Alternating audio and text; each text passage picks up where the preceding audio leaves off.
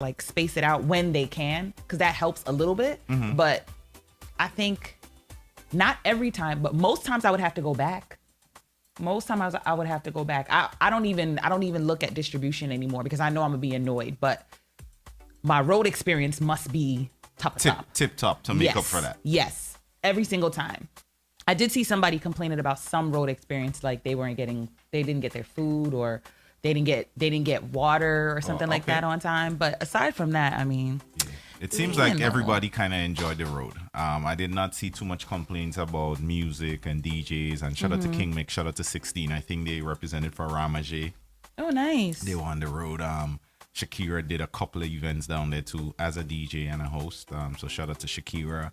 And I think Paris, Shandy, and all these other ladies, they played mass and just had a good old time partying. So yeah, shout out to everybody. For what I know, everybody's safe. Shout out to Neva too. For what I know, everybody's safe and everybody had a wonderful time. So, you know, guys. I think I heard there was some issues with people coming back, but that didn't have anything to do with Carnival so much as like Southwest and I think canceled a bunch of flights. There was another airline I think did that too, American Airlines. Yeah, I was about to say I think it was American too, because somebody, a girl that I danced with at church, she was out there for Carnival too, and I saw her. Get you Southwest. You know what American Airlines you too. And I was like, well, golly. And it was a lot of flights. It wasn't like one or two flights. It was thousands of flights, couple of hundreds, almost to 1,000. I think American Airlines was the worst, but Southwest got caught up in it too.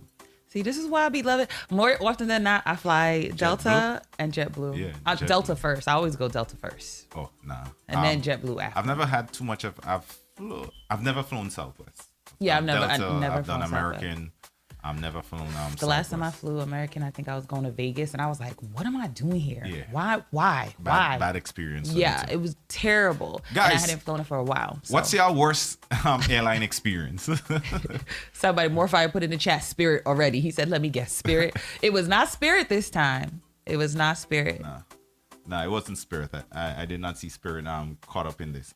Guys, plug in your worst airline. Like, what's the airline you had the worst experience with? I've never flown Spirit. Would never fly Spirit just based on the the reviews. The reviews. Like, why would I to save what, $50? Exactly. It's not worth it for me. I was going to start flying Southwest. I'm trying to see if I could go down to go see my dad and my stepmom and youngest brother. And one of my sorors was telling me that Southwest has really good prices to get down to Georgia, like $50, where Delta can easily be round trip like $200. Sometimes when they be playing, they sell $300 and up. Who's doing that? Not me. Right. So she was like, if you fly Southwest, you might be able to find a round trip for like $59. I was like, girl, whatever. You lying. Looked it up. They really had some cheap flights. I was like, oh, maybe I could do it. Then this weekend came and I was like, oh, is this why I've been dragging my feet and buying this ticket? Because I tell you what you're not going to do.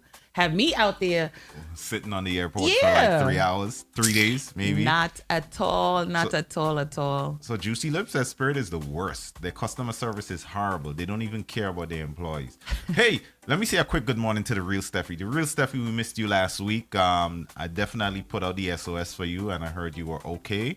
Welcome back. Hope everything is going fine. Belated birthday greetings to Steffi473. Although we sang for you on Friday, we know you celebrated on Sunday. Hope it was a wonderful day for you and the family. Let's see where we go from there. I see you wanted said that Frontier Airlines. I heard Frontier is even worse than Spirit. But it's probably because they don't fly as many places, maybe? Because I never even heard of Frontier until maybe like a year or so ago. And what I heard about Frontier is that they nickel and dime you for every single thing. But that's what Spirit does too. Right? It starts cheap, but you pay for every single thing. Which is might as well I just walked. You want somebody scan your ticket? That's a $5. You press the button for the air hostess to come over. That's $2. I hear they nickel and dime me for every single thing.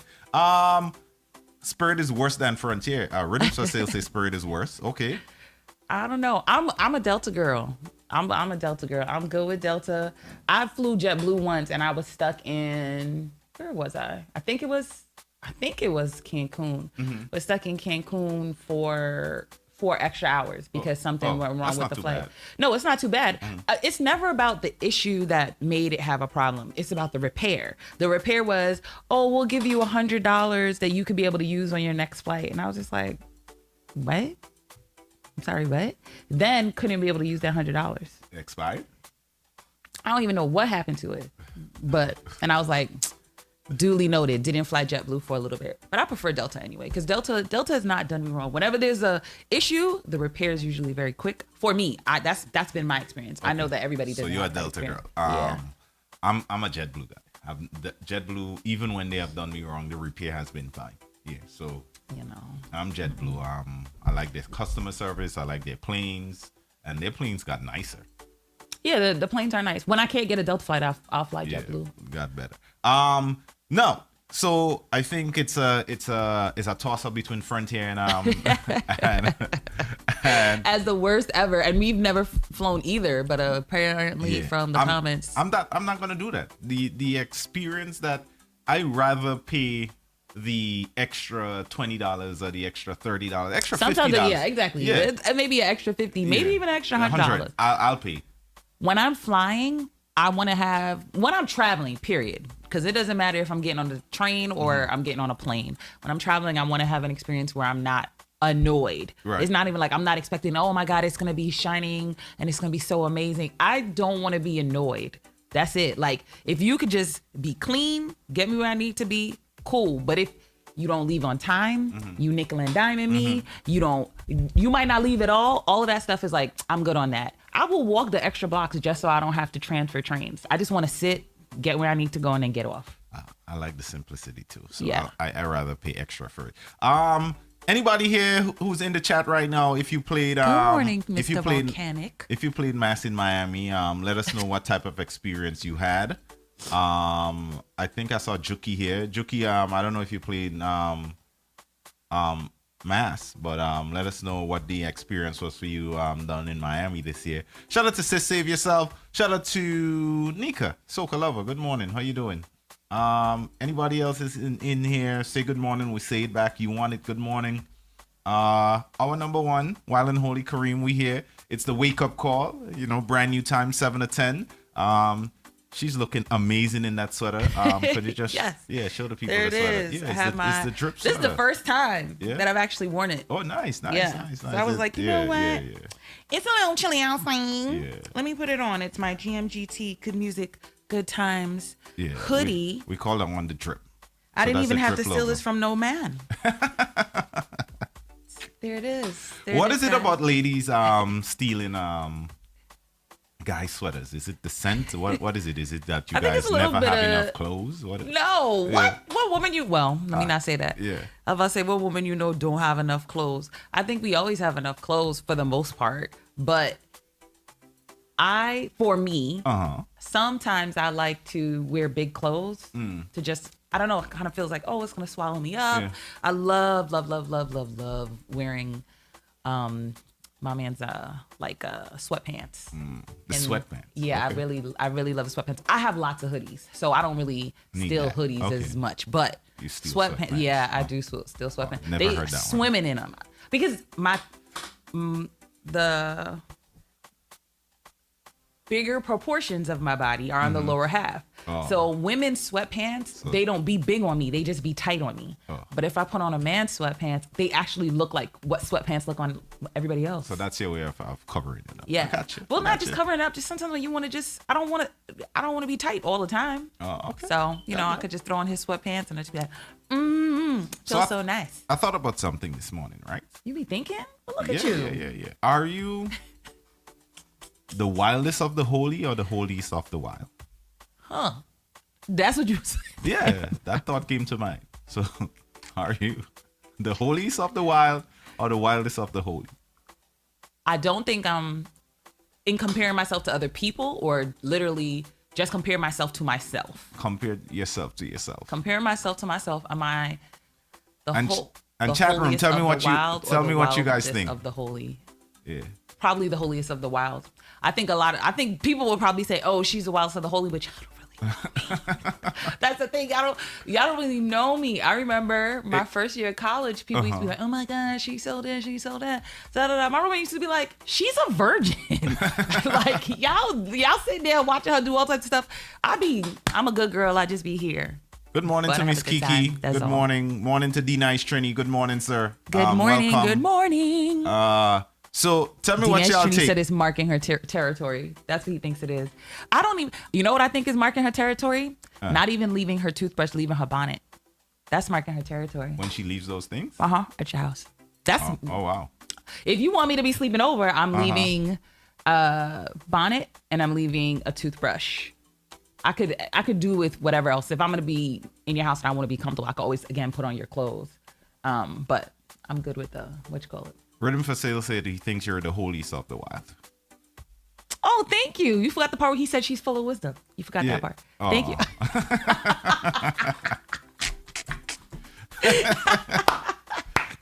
Yeah, thank you, I missed that part. I appreciate that. No, but I agree. I think I am. I do think that there are people who they believe like I'm the wildest of the holies, and it's just like, nah, no, you're just the holiest of the wild people. I think too that when people know that I love God and they know I be going hard in the paint for Jesus, they assume how I'm supposed to be. I be going hard in the paint for Jesus, yo. That's what a reference. What's his name again? Oh, I go hard in the paint. Oh, I don't even know who that is. What's his name? Mo Fire. Let me know who's the artist here. Gonna know. Yeah, good morning, DJ Beard. Know. Well, whoever it is, thank you for giving me the thing. But I definitely be going hard in the paint for Jesus. That's my dude. Let me. I be putting them hashtags on my profile. Be like, Jesus is my dude. Hard in the paint for Jesus. God's girl. Daughter of a king. Like, I don't care. I'm unapologetic. Waka flocka. Oh, that's you know he went on his honeymoon, right? Where? Guyana. Really? Yeah, he took his wife to Guyana for his honeymoon. Is she Guyanese? No, that's the only reason why I know them. That's the only reason why I know who he is. Who goes to Guyana for? What is that? So in the last, I would say like 5 to 10 years. I know, but some people have been going. A lot more people have been going in the last 5 to 10 years because they've been branding it as an eco place. Oh. So a lot of people have been wanting to get the eco, kind of like Costa Rica. Like when you know you're going to go to Costa Rica, you're not getting like a beachy vacation. You're getting a eco vacation. Yeah, like you're in the forest, rivers, exactly. trees. Yeah. So they've been branding it as an eco place now. So that's why you'll see a lot of white people will be like, oh yeah, I love Guyana. Oh, okay. Yeah. So okay, because I've been to Guyana. That's what that was. And I'm like, who's what you going for? I'm like, I mean, nice place. I enjoyed my stay. I spent like 10 days in there. Yeah. In Guyana. It wasn't bad. It wasn't. Guyana's beautiful. But I don't think of Guyana when I think of tourist. Yeah, right? because the things that you and I are going away for more often than not is I want to go someplace that has a nice sandy beach where I can sit down and I can be able to do that. You're not doing that in Guyana. Right. There are some beaches that are not. No, Guyana does have a beach. Yeah, but it's not it's not like what you think of when you think of a beach. Yeah, but they do have a beach. Yeah. So Nate, I don't know. He said, "I'm sorry, I could never go to a country without a beach." Love the Guyanese people though. Yeah, Guyana has beach. Yeah, Guyana has a coastline. Yeah, we do.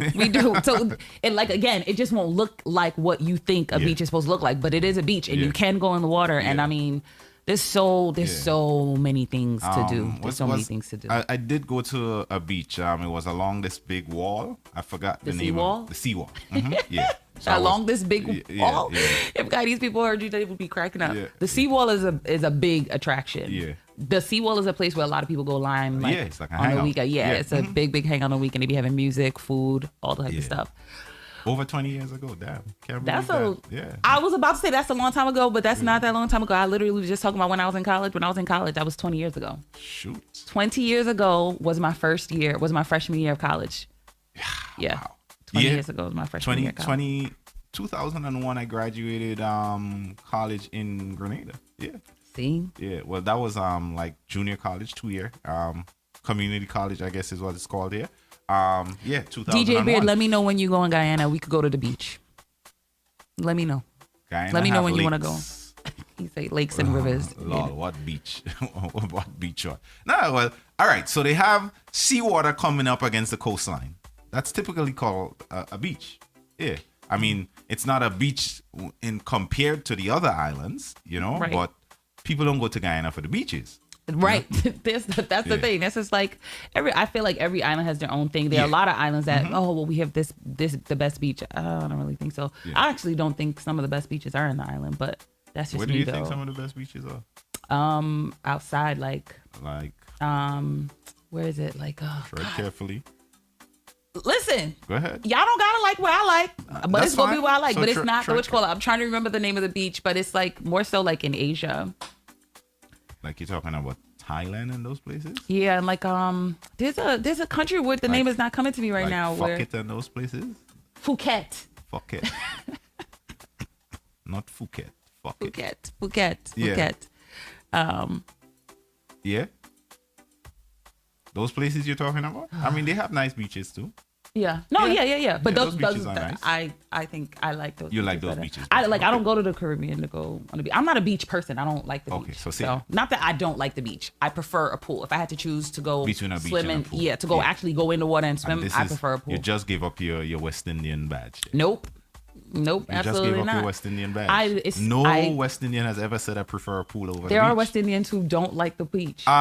Everybody in this chat room, if you consider yourself a West Indian, 1 for beach, 2 for pool.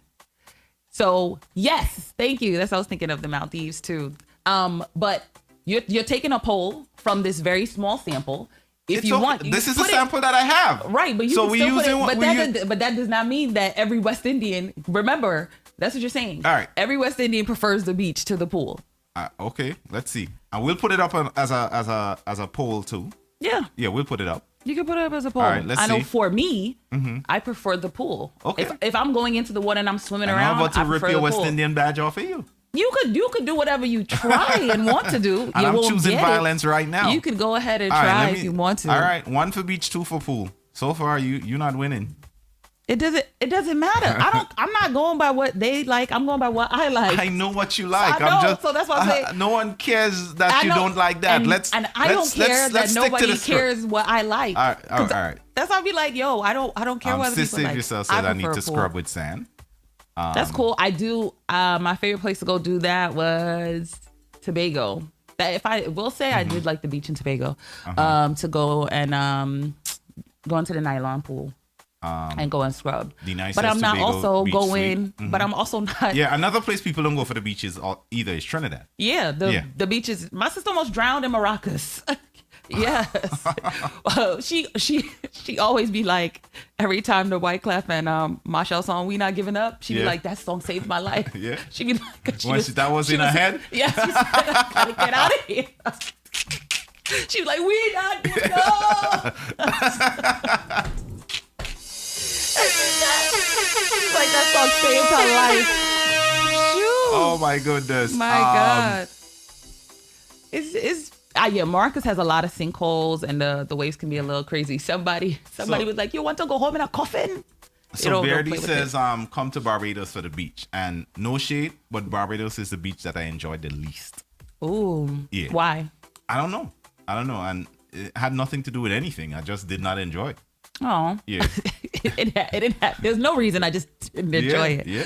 Oh. Yeah. I'll say the best beach that I've enjoyed the most in terms of I had fun in the water. I also enjoyed the ambiance and there was a lot going on was when I was in Ghana. Oh wow. Yeah. So that's what I mean. And that's why I say like somebody who said it. Somebody was like, if you've only had apples, you can't say that's the best apple that you've ever had. Sure. I agree. I agree. All right, okay. There are some West Indians who won't go to any beach in America because they're like, no, the beaches in the Caribbean are best. Have you actually been to a beach here though? They go to Coney Island Beach and then they say, all the beaches in America suck. Coney Island Beach does suck.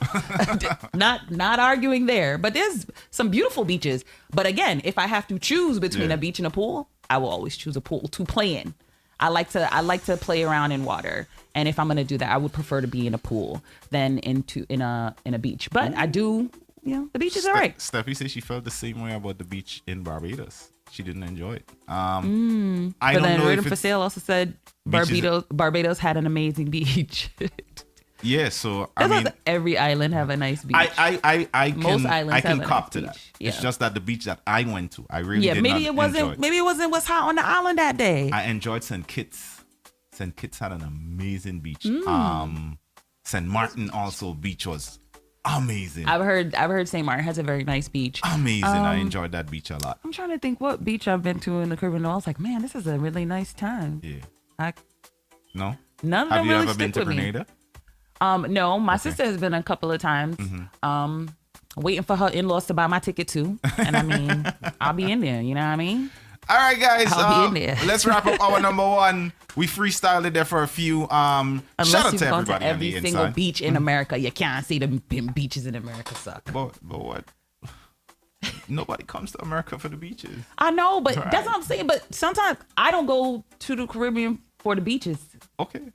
All right. So you're just spending your money in vain. You go to the Not in vain. There's so much other things You go to the do. Caribbean for the pool. No, I don't go to the Caribbean for the pool. I go for the culture. That's what I'm going for. So there's so many other things to do when you're on vacation than just go to the beach. Okay.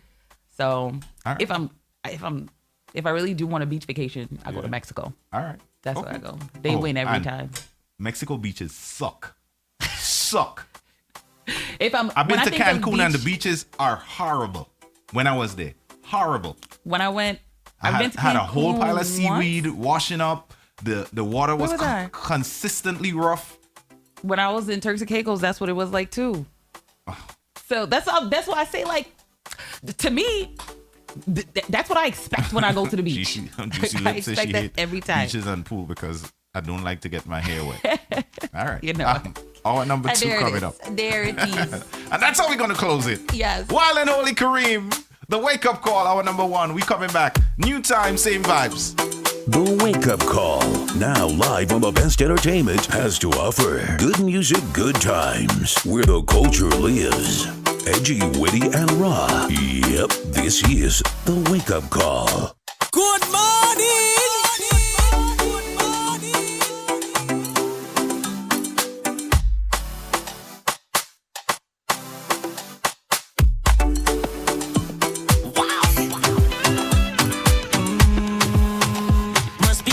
In your mind, if you see, then you shall find, and you can call me. Sometimes,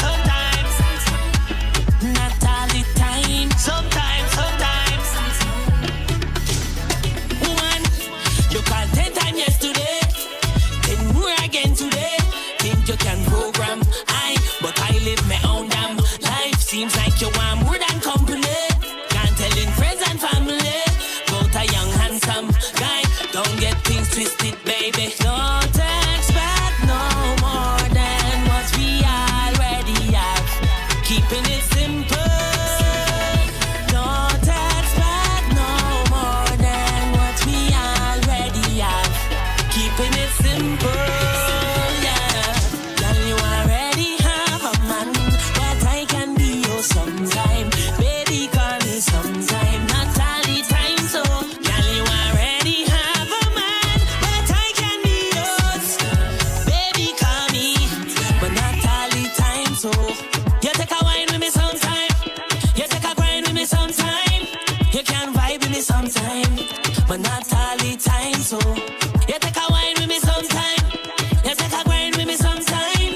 You can vibe with me sometime, but not all the time, so you say you not letting The go. Wake Up Call, now live on the best entertainment has to offer. Good music, good times, where the culture lives. Edgy, witty, and raw. Yep, this is The Wake Up Call. Good morning! Good morning. And we're back. The wake up call, best morning show in all the land. Shout out to Jenny. She had said earlier, give me my black sand beaches. Yes, a good black sand. I've been to a black sand beach and a red sand beach, and it was great. Oh, Maui has some really good beaches too. Maui has some really good beaches. Never been to Hawaii. Hawaii. Oh yeah. I have. There's a lot of Guyanese people in Hawaii. See how she's showing off her travels. To me, Hawaii She's ain't just even name dropping. Yeah, I've been to the beach in Ghana. Yeah, Asia. I like those beaches better. Yeah. There was Hawaii, once a time. Hawaii's cool. Yeah. Mm-hmm. Well, I've never been to Honolulu. The Big Island. Yeah, I've never been to the Big Island. I will go. I've just been next to year. 9 of the 8 islands there. The only one I missed is the big one. Go ahead. Mm-hmm. That's not what I was saying. I'm just saying that for the most part, I've been to Maui because I have family on Maui. So when I graduated from grad school, one of my mom's cousins was down here from Maui, and he was like, "Oh, if you ever, want to go, I'll pay for your ticket so you could go. It could be a graduation gift." And yes, he did. He went ahead and he paid for my ticket. That's the first time I went to Maui in 2007. And then I went again in 2013. My ex was somebody who worked for Delta, and I got to fly out there for free. But I'm paying for my own ticket this time. I'm going to go next June because one of my sorors is getting married on Kalani, one of the smaller islands. But I'm going to stay on the Big Island because I've never been on the Big Island, and I don't want to be like, I've been Hawaii how many times, and I've never actually been to the Big Island. So I'm going to be on the Big Island, but I'm going to go to the small island for the wedding. One of the small islands for the wedding. There are 5, not 8. All right. Just so let me. So I've been two. I'll be 3 out of 5. 3 by out of next year. 5? I'll be 3 out of 5 by next year. One of them, only indigenous people of Hawaii are allowed to be on that island, and I think the other one is inhabitable. Some guy just bought a whole island in Hawaii. I think it's Ellison, Larry Really? Ellison. I think he's the owner at, I think, is Oracle, if I'm not wrong, and they're having a problem with him right now. I believe it. When Mark Zuckerberg, he bought like mad acres of land in Hawaii, and a lot of people who are from Hawaii were like, that is our family's land. But it's kind of like, so land in America, y'all have to be so mindful of how y'all do your land. So like, if you have land in America and somebody passes away and y'all don't leave a will or anything like that, you can lose your land. What used to happen, well, not used to, it still happens, is that when you die, your descendants automatically get it. And that's the plan. But if you never leave a will, and every time it's your descendants, as more time passes, any one of your descendants can sell a portion of your land and you lose it. So that a lot of black people that be happening to down south. And that's what basically happened to the people in Hawaii. And Mark Zuckerberg was able to buy up all of their land. Yeah. And it was pissed. He don't even beat here. He don't care. He don't be there. He don't care either. I mean, it's a shame. Yeah, that's why I have a problem with. Anyway, moving on. In the news this weekend, I saw this one come up and I thought it would be interesting. A woman sues Geico for $1 million after contracting an STD during car sex. What? Girl. Yes. No. Let's listen for the whole story. We're not going to make any assumptions. This woman is suing Geico after claiming she had sex and contracted an STD from a man in a car that was covered by the insurance provider. According to the Daily Mail, the woman, who's identified as Mo in court papers, claims that she and her then partner, identified as MB, had unprotected sex in a 2014 Hyundai Genesis in late 2017. Right? She was diagnosed with HPV, which she claimed she contracted during the car rendezvous. The woman has now submitted a coverage claim to Geico for $1 million because the vehicle, which is on the MB name, is insured by the company. However, reports Geico called the lawsuit a sham and filed their own countersuit. So apparently they colluded to file suit. The two of them together. Yep. To steal these people money. Yep. Because that's what it sounds like to me. To steal these people money. Yeah. People be doing the most with the least. And I think that people think that they can get away with stuff because they're like, oh, I'm gonna sue this big name. It's gonna be in the paper, and at the very least, they'll want to settle with me. And if they settle with me, I'll get a couple $100,000. Isn't that what America is built on, though?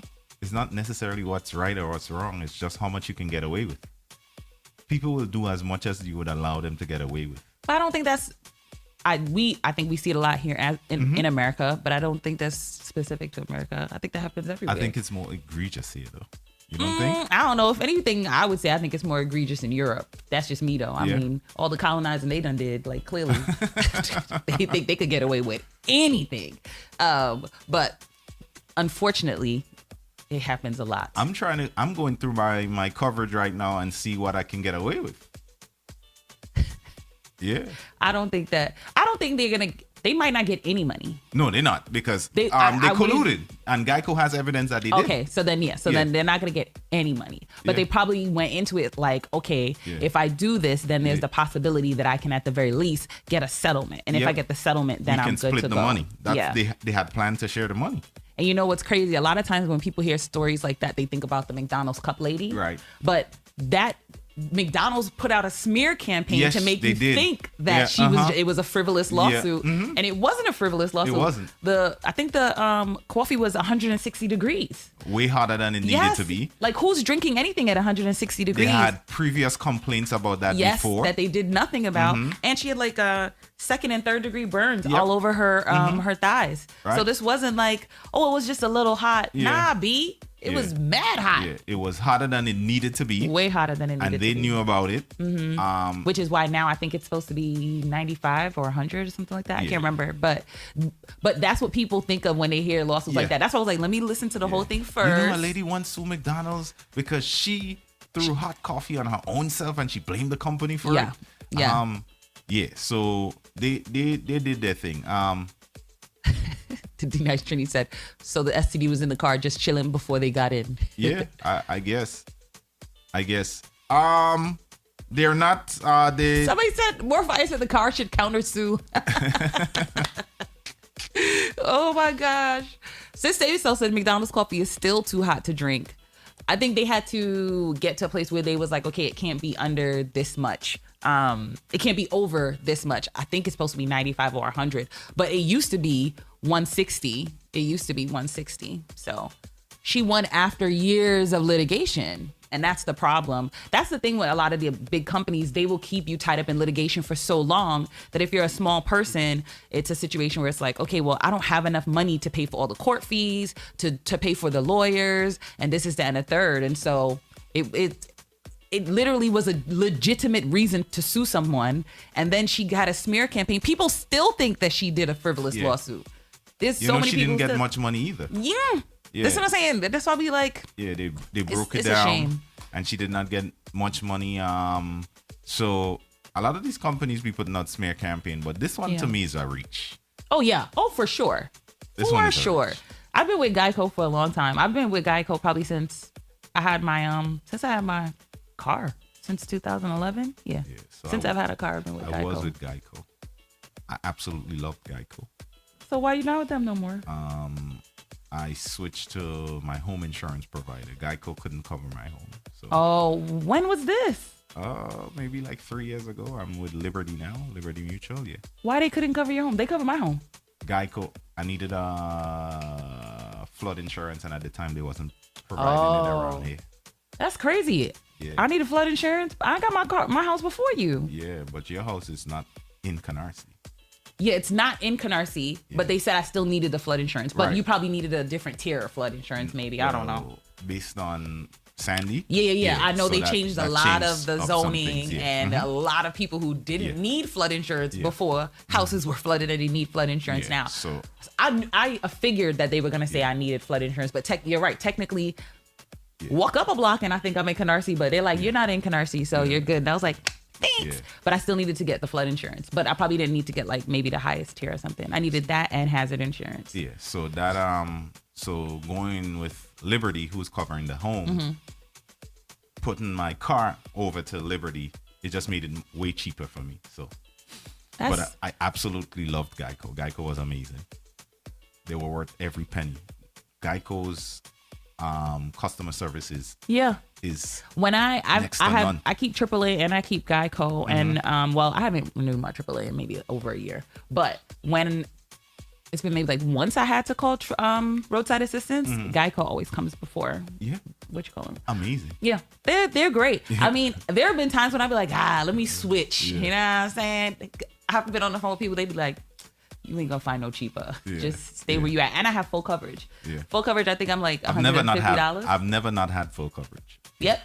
But Geico is amazing. Yeah, they are. They are. Absolutely. Speaking of great customer service, if you guys could just name a small business, like a business black owned or minority owned business that gives absolutely amazing customer service, and it doesn't matter where. Or what kind of business it is. Or what kind of business it is. It doesn't matter where you are either. New York, North Carolina, Florida. BFF Makeup Studios. Yeah, it doesn't matter. Nail techs, whatever. Amazing. What's their name? BFF Makeup Studios. BFF Makeup Studios. Yes. They're here in Brooklyn. Not my BFF, as in my best female friend, but more best face forward. Best face forward. Best face forward. Yeah, they have. Yeah. Yeah, they're located in Brooklyn. They have a makeup artist that could come out and do your stuff. They also they do had, house before visits. COVID, they had events that they were doing that I thought were great. I'm not a makeup person, but to go support, I would go to the events and it would always be a good time. Always be a good time. So Beardy says, He's happy with Progressive. What's that? no, Beardy said No. he had to put one in court after being home for 2 months after a car accident. Whiplash ain't easy. Sis Save Yourself says, discover opportunities, electric. LLC. What do they do? Are they electricians or do they do something a little bit different? Because electric could cover a wide Yeah. array of things. So be a little specific for us, sis. Denise said, my medicine man gives the greatest customer service for 7 years strong. Yeah, shout out to Dr. Amar, my podiatrist.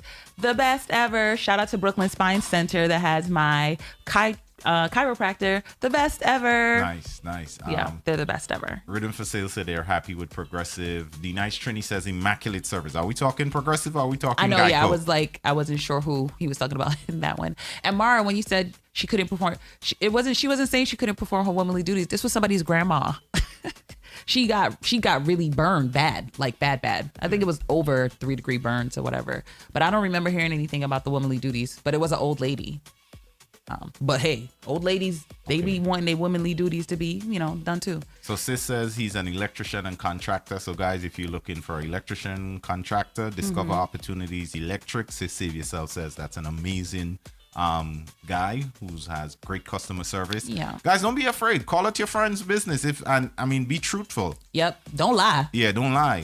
Because we're gonna probably send somebody there and then it's gonna suck, and that's And then they're gonna come back and Yeah. then they're gonna be saying stuff in the comments. Yeah. Don't be lying.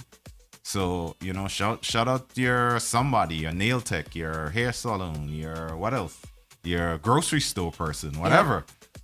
Denise Trini said he was talking Geico, about Geico. yeah. That Geico had the really good service. Yeah. I'm not with them, but trust me, as soon as I can figure out my way back over there, You're gonna I'm switch switching over. back. And you probably have a good price. I mean, I have a discount on everything probably. Yeah. But I love Geico. She said he provided excellent service. He was courteous, punctual, and detail-oriented. Nice. Shout out to that guys. Guys, you never know. You might need an electrician. You might need something soon. I had an electrician come to my house the other day. I like old people. Old people? Yeah, it was an older guy, and he came. It was yes, ma'am. Just like I always tell like my guy friends when I have people come to my house to do work, more often than not, if it's for a trade thing, I know it's gonna be a guy. But I like when it be the older guys because the older guys, they don't be making me feel uncomfortable when they be there. They just be there. My plumber, shout out to Mr. Balthazar, who might have been in Miami for all I know. That's my plumber. Anything that I need to like fix in my house, Mr. Balthazar, he be on it. Definitely on it. And he comes and he laughs and cracks jokes all the time. It's the old Trini man. I can't remember where the electrician was from, but it's usually some old West Indian man, and they always come and they be cracking jokes. Mr. Balthazar likes to crack jokes because he think I have 17 boyfriends. So if I don't call him to do something, he was like, "Oh, so which boyfriend you had come to fix this?" I said, "Mind your business." Ew. The nice says that's because you think you can outrun him. That's What? why you like old people. Because if they try anything, you can outrun But you them. see, this is the thing. Even I'll say this: it's not like they don't say slick comments, but older, not nasty old men, but like older men. That's what I'm about to say. A lot of older West Indian men are nasty. But this is what I'm saying. Mr. Balthazar, the comments don't be directed towards me. Okay. And so it'd be like, I'm just there with my old uncle. That's what it'd be feeling like. And the same thing, the electrician that came, he didn't do that at all. Granted, that he just randomly came to do it. That was the first time he came to my house. Mr. Balthazar, he's been coming for the last couple of years. So Steffi says Barry's Beauty Bar, and she put in what's that word again? What? Parentheses. Pepsi. Now, Pepsi's a young lady. Actually, she was one of the first persons to have a show here. Oh, nice. Yeah, but she is amazing at nails. She's hands down one of the best nail techs I've ever seen. She's really good at what she does. So shout out to Pepsi. Shout out to Pepsi at Barry's Beauty Bar. And Barry himself has a big reputation and a big following.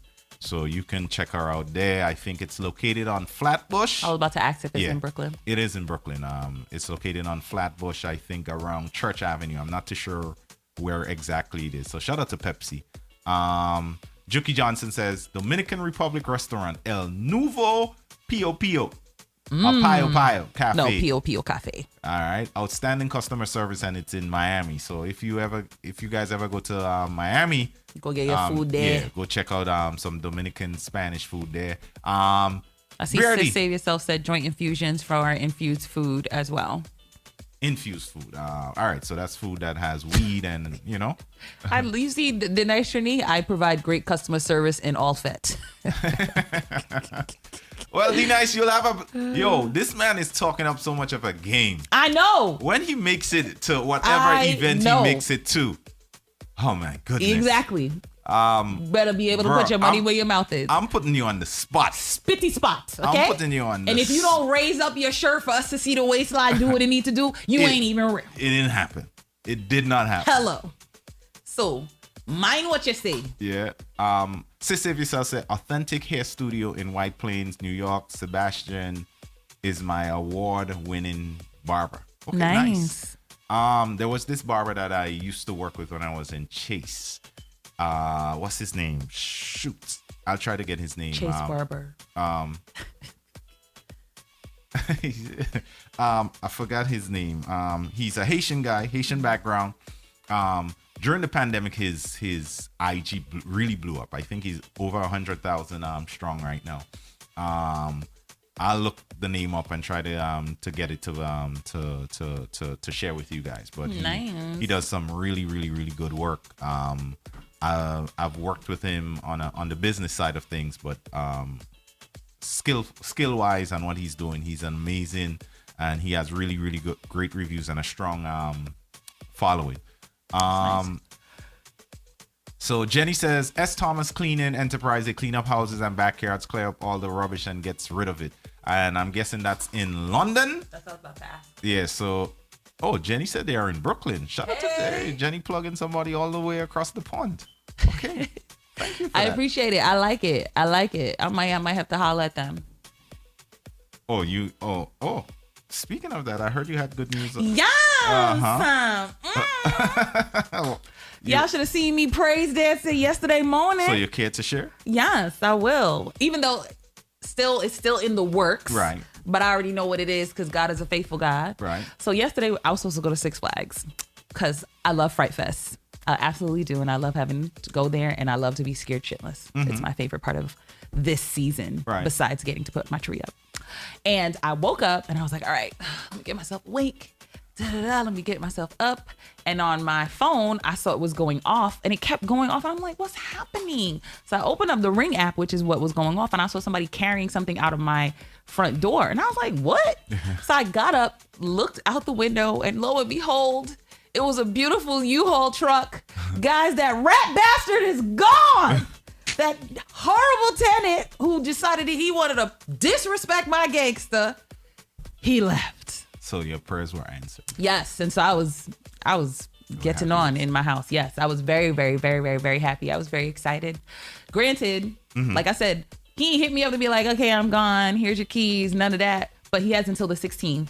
I give him an order to vacate, and he has until the 16th to actually leave. But I assume because it was the holiday yesterday and he figured he didn't have to go to work, he showed up with all his brolic friends so that they could get all his things and take it wherever. I don't care where. It's out of my house. And I did, because sometimes I be feeling to be a little petty. I was like, you know what? His friends out there, they look like they be liking girls and stuff like that. I said, I think it's time for me to go take a good hike. So I put on my nice outfit, walk outside the house, make sure I walk right past the U-Haul. To see what's going on inside? I don't need to see what's going on inside. I want his friends to see who his landlord is. Oh. See who his landlord is. Yes, all his body looking real nice and fresh out of bed. Don't be disrespecting me. And then I went, and by the time I came back from my hike, the U-Haul was gone. Yeah. And I could smell cleaning products, so I'm thinking he cleaned my space before he left. I'm going to check with my lawyer to see if I have to give him a security deposit back, because I don't like that. I don't like none of that. No, I don't like that I would have to give him a security deposit back. You said red bastard or no, rent? rat bastard. Rat bastard. Rat bastard. Oh, that okay. rat bastard. Okay. Yes. Yes. So you're in a good space now? I am. I'm in a much better space because I'm like, I feel like I got my life back. Then I could do all the things that I wanted to do. This work I want to do in my house, but I was like, girl, don't start nothing. You don't know how long this may last. That. So now I feel like I could do the things that I wanted to do. I wanted to buy some commercial property. The plan was to see if I could buy that this coming year, 2022, and that has pushed me back. Hopefully by the end of next year, maybe we could be able to do that, but I don't know. Let's see. We're gonna see what happens. Also happening around us, Shensia is the first Jamaican female dancehall artist to appear on the Billboard Hot 100 chart in 17 years. Well, look at that. Shensia is really doing her thing. She's super talented, I think. Since she changed her management, I think it has put her in front of different eyes and in front of a bigger audience. And that's true. A lot of people are getting to see that. West Indian women are just amazing. Of course. I pulled your West Indian badge, so I don't know why you're saying of course. Of course. So shout out to all the West Indian queens out there doing your thing. I think she has a lot ahead of her. She was on Kanye's album twice. Yeah, she got credits twice, and as writer's credit too, not just featured credit. She also got writer's credit. And now she's on the Hot 100. So congratulations to Shensia, and hopefully she can do more of that in the future. Man, hopefully she pulls some people up behind her. I just feel like there's so many really talented artists that are out there that you don't be hearing about, and I'd be like, I wish people knew about this person or that person. So when one person get pull up, I'd be like, don't forget to bring everybody with you so people know all these other names who are out here killing it. I don't think we do that in the Caribbean. Do we? That's kind of what I feel. That it doesn't happen enough. Have we ever heard of Rihanna like busting any artist or anybody coming up under her camp? And that's not to throw shade on. And there's that too. Yeah. Rihanna is a very talented artist. Yeah. And I think that's great. But like I said, there's so many.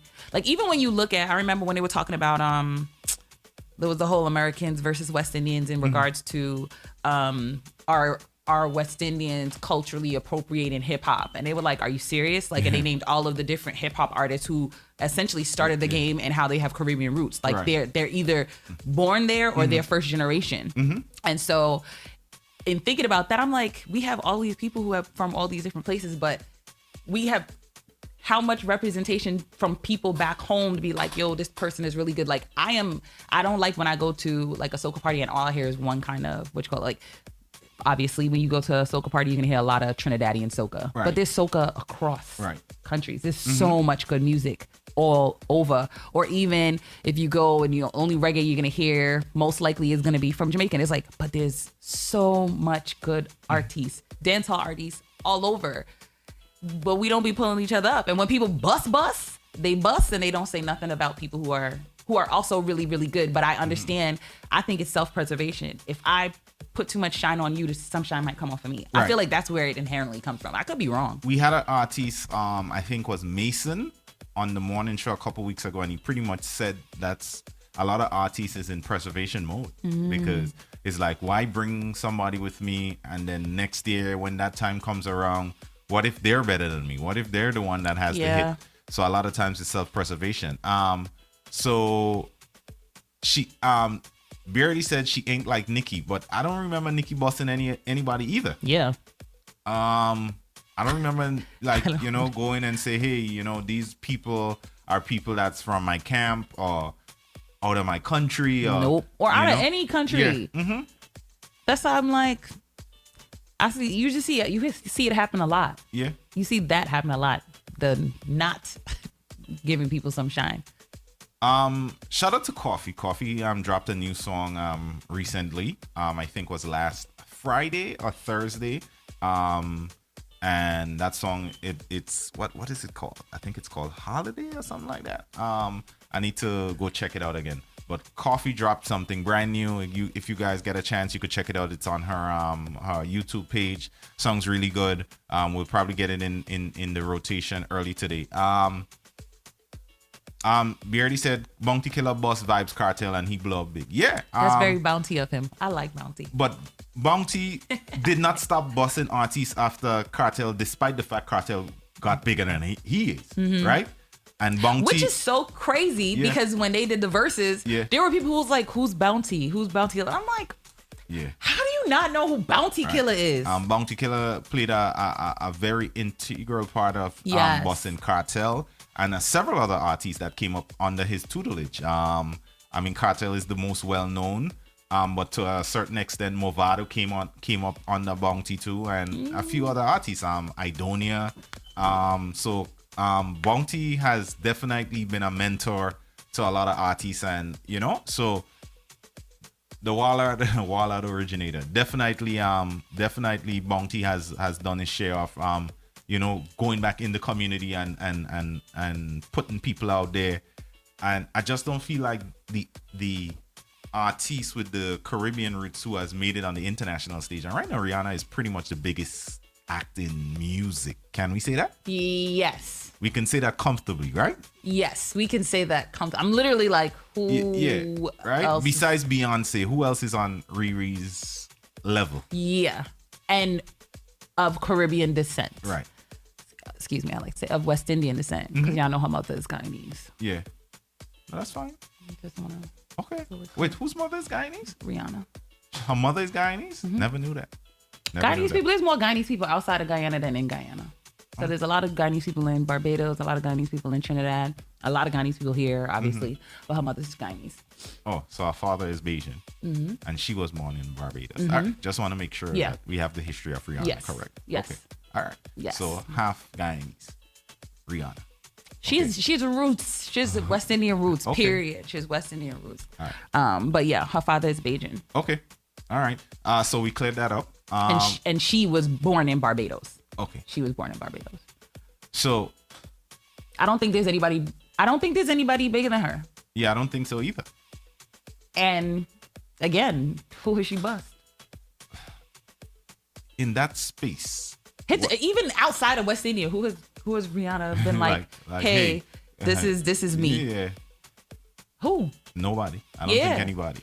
Beyonce bust Chloe and Haley. And Beyonce has other artists, I think, too. But I think Chloe and Haley are probably the biggest that I've heard of. Okay. That I did not know. Yeah. She did. They used to do YouTube videos, just the two of them just sitting, singing songs online. And she saw the YouTube videos. When they was little, like they had to be like 9 or something like that. And she took them under her tutelage. Got them vocal coaches and stuff. I mean, clearly they have amazing voices. Right. And she bust them, like, for people to know who they are outside of, I saw them on YouTube before. Okay. But outside of that, I can't think of anybody who busts anybody. I can't think of anybody who Rihanna busts specifically. Did you see her surprise her mom and Oprah? Yeah, we saw that. I saw that one when she gave her mom the home in Barbados. She built her mom a big house. Oh, nice. Yeah, and she surprised her on Oprah. That was like maybe 4 years ago. Could probably be even longer. Probably because Oprah's been off for a little bit. I haven't, No, they're not twins. Yeah. They're not twins. I think Chloe is older than Halle. So Mofire says Rihanna need a soca song. Rihanna I don't know about need that. a soca song, but she should. She doesn't know if it would sound good. I don't know if it's a song good, but if she does that, I think it'll shine a light on the genre.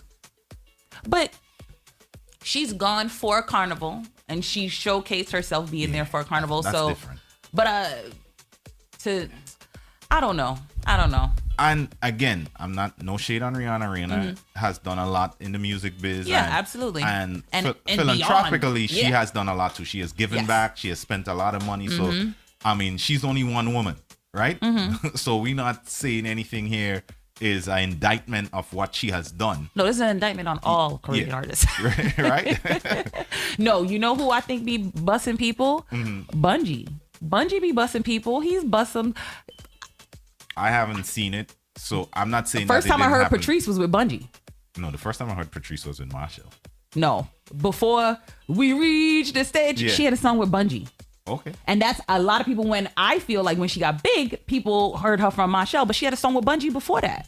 Okay. I gotta remember what song it is. But she was a part of Marshall's band. She toured with Marshall for several years. I think she stopped like 6 years ago. I think 2015 or probably. No, this is before. I don't know when she toured with. I didn't know she toured with his band, but this was a long time ago. Right. I wish I could remember what the song is, but is it Stomp the Ground when you reach the island? When I arrive on we island. Yeah. That's her and Bungie. Okay.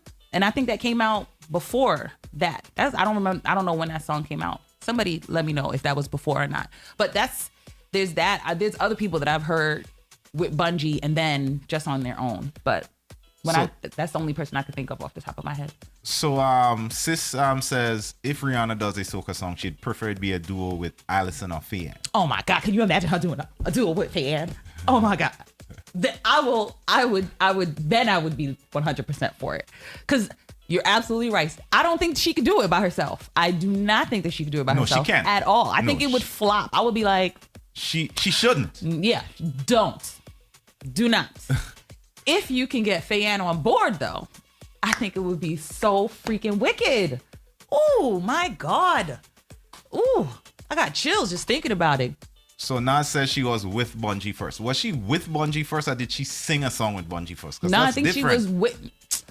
I don't know. I'm asking a question. I'm not saying you're wrong. What do you mean? What's different about what? Tell me what's different. So me singing a song with you versus, all right, I'm touring with this guy. I'm singing backup. I'm his opening act. How did she get to there? Like, that's what I mean. Like, I feel like Bungie brought her out, and then maybe because of that, she was able to be in a space to then be able to tour with this person. But she had to be touring with Bungie to a degree if she has this song with him. That's what I mean. Like, I feel like Rihanna could do something like that, or any soca artist could do, or any West Indian artist at the end of the day could do that. Literally, just putting somebody on their song is you're putting them out there. You're giving them a space to be able to showcase their talent, because you know people are gonna listen to it because off the strength of you. Right. And you see, that's the thing.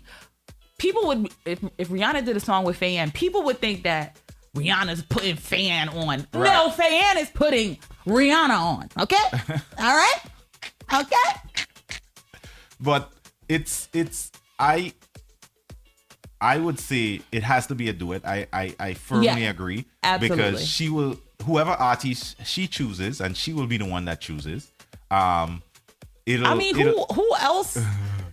else would you? I don't know. Fian to me is top of top. In showmanship, in lyricism, in just a love for the artistry of it. Right. To me, but clearly, I'm a fan.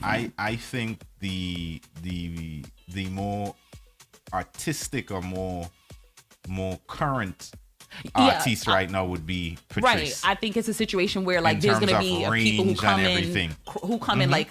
When I think of Fian and the crop of people she come up with, I think of Destra. I think of Saucy. I think that's what I'm thinking of. I'm not thinking of Patrice. Right. I feel like Patrice is. No. She's the Fian of now. That's what I think. Like we could say that. I think of if not for a Fian, maybe there wouldn't be a Patrice. Not in terms of she literally guided her up, but I feel as though there are artists that come out. Yes, they paved the way for people to come behind them and be able to do something similar. Like I agree. What soca artists you were seeing doing? Coming out in the kind of clothes and stuff like that before. It wasn't really. Yeah, I agree. It wasn't really like that. I definitely give Fian her trailblazer status. Yeah. I can put that badge and say Fian is firmly a trailblazer. Yeah. But I do think Dinesh Trini is right. He said she should come out with an Afrobeat first. I think that could pave the way for her being able to do a soca song. Yes. So Afrobeat into soca eventually. Yes. Good morning, DJ Hurricane. I don't think Afrobeat needs Rihanna. Soca, no. I'm not thinking. Yeah. I'm not thinking any of this in terms of. Yes, soca would benefit from being able to bust, but I'm like, at the end of the day, I'm like, Rihanna, somebody says, who said Rihanna's putting out more music? She's probably not. She's richer than rich at this point. It doesn't matter. Yeah. But and that's what I mean in terms of for the love of the artistry. Like there are some people, it doesn't matter how much money they make. They'll probably still continue to make music because they just love to make music. So Miss Kiki asked the question, and that's a very good question because she's been stumbling on that freaking album that's supposed to come out for the last 3 years. He said, do we honestly think Rihanna is going to do music again?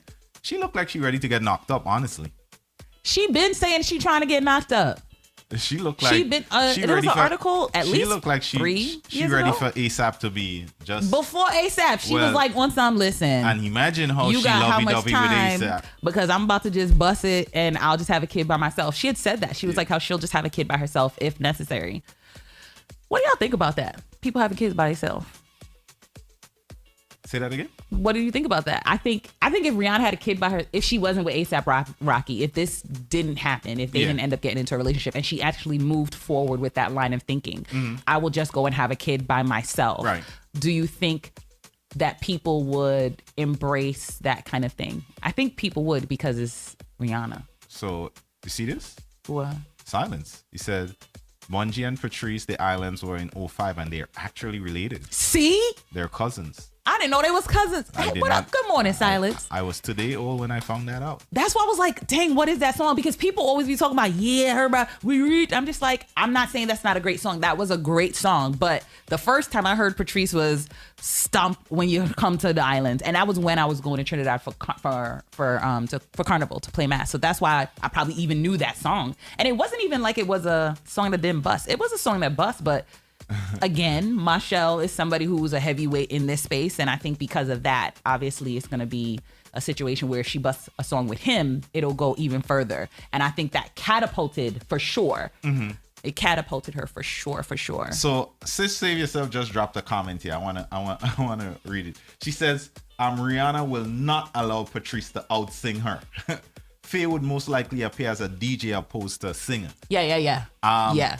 And I think if a collaboration was to work like that, then Faye would be the more versatile artist to put on. That's there. what I think. Yeah. I think that it's a situation where they could do a song together and Faye would just, she would just, I think Jesus. that sex appeal and that Yes. energy with Patrice and Rihanna on the same stage, I think that would hit a little bit harder. Faye is hella sexy. I love Faye too. I know. I think she's sexier than Patrice. That's just me though. I'm not gonna argue that. They're both sexy. They're both beautiful. I love them both. No. I do believe that they're both very good looking women. I'm not saying either of them are not. I just think Faye is sexier. And what I'm saying is that I'm not going to make that argument because He's like, what I'm saying is nothing. That's what I'm saying. I love them both as artists. I love them both when I see them perform. Please still come to the studio. No. That's not where I'm going with this. That's not where I'm going with this because I've said things about Faye and like, for example, like I think she, and I don't want us to really get off topic. I think she, even though we do that all the time. Yeah. I think she sometimes tends to like respond to people who's not on her level.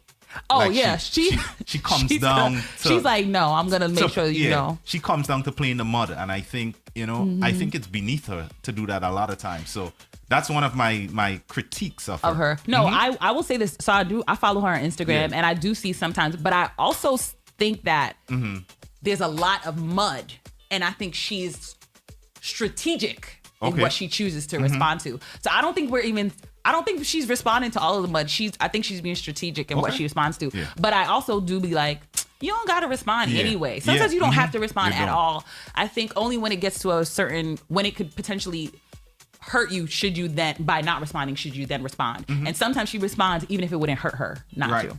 Yeah. So that's one of the critiques I have about her. But like sexy, talent, awesomeness. She has that's not a bridge I'm willing to cross to argue these two ladies. And I also think that if either of them were to be like influencers, I think like Faye has more. I don't know. There's just there's a zhuzhing something there that she just has. She sits there and she posts about all different things like and she's usually someone who does, I don't know. She looks a little bit more cultured. That's the word you want to say? Yes. Yeah. And that's why I mean, like, I feel like she appears that way. She can be able to show up in different spaces. And that's why I do like her beyond Bungie. Because, I didn't like her before. DJ Hurricane says Patrice vocals is not all of that to him. Obviously, you got an airwax buildup, my brother. Oh, my God. You obviously have an airwax buildup. Oh, no, Morpheus said the same thing. He said Faye voice, Patrice voice. I I don't know. I think Patrice has a great voice. Patrice has an amazing voice. Yeah. I think she has a very strong voice for sure. I do miss Dreadlock fan too. I miss Dreadlock Wild and Holy. I miss her too. Shoot. But Silence agrees with me. He thinks so too. That What? she's the bombest. Who? Fayan? Yeah. Yeah, Fayan is the bomb. I have not. I will not say anything bad about Fayan. Like the only critique I have of Fayan is what I said. Yeah. Her. She don't mind putting her petty hat on. Yeah. Yeah. She doesn't mind Extra putting on the petty. She don't mind. The nice Trini said not amazing. Okay. So who has an amazing voice in soca?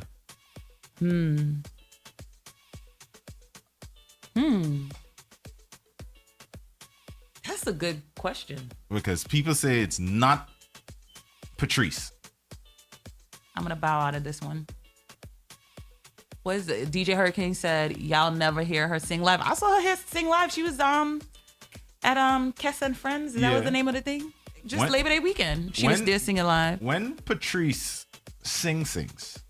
I'm not talking about when she's done 5, 7, 8 shows one after the other in a like a Miami weekend. When I've heard Patrice, Nadia. That's what you said. Who said that? DJ Hurricane. DJ Hurricane. Okay. My God. Nadia has a very good voice too. Zola has an amazing voice. Okay. I'll put Zola's voice ahead of Patrice's voice. Allison Hines. No. Yeah, sorry, no. I don't. Yeah, I don't think so. Zola, I fully agree. Zola has a range that I don't think Patrice can hit. And that's nothing against Patrice. And you see, that's the thing too. I think that that's something that people don't think about when they're thinking of artistes, especially artistes that sings. This man getting complicated here. What am I say? Adana Roberts. All right. Hurricane said Patrice don't sing. Silence said, I think the reason people saying that is because there are a couple of times she can sound a bit pitchy, but I don't think it has anything to do with her not being able to sing. Let me tell you something. A lot of times people hear Patrice is around festival time. Yeah. When she's done 7, 8 shows. No, I've never heard any artist song particularly good when you're talking about vocal range around that 3-day or that 4-day pump. But anytime I've seen Patrice where she's coming out for a show, wow, and she's the headliner, she has killed it. I've not seen her when she's the headliner, but Silence agrees. Denise Trini, he just took away your music card and said, you guys are in the auto-tune vocals matrix. Okay. I don't know. But there's a lot to be said for, like I always say, the difference between Joe and Usher is that Usher is a showman. Right. And Joe is not a showman, but he can sing his behind off. But how many people know who Joe is when I just said that? Whereas everybody know who Usher is. And I think there are a lot of singers who are amazing showmen or showwomen who don't have the range. Right. And then you have some folks who have the range and they can't do nothing but that, like Mariah Carey. Mariah Carey is... And her vocals has sucked lately. Yes, they have. Her vocals, when they were at their tippy top space, they were amazing, but she would literally just stand there. And I know a lot of people here will probably say Mariah can't sing. Yeah.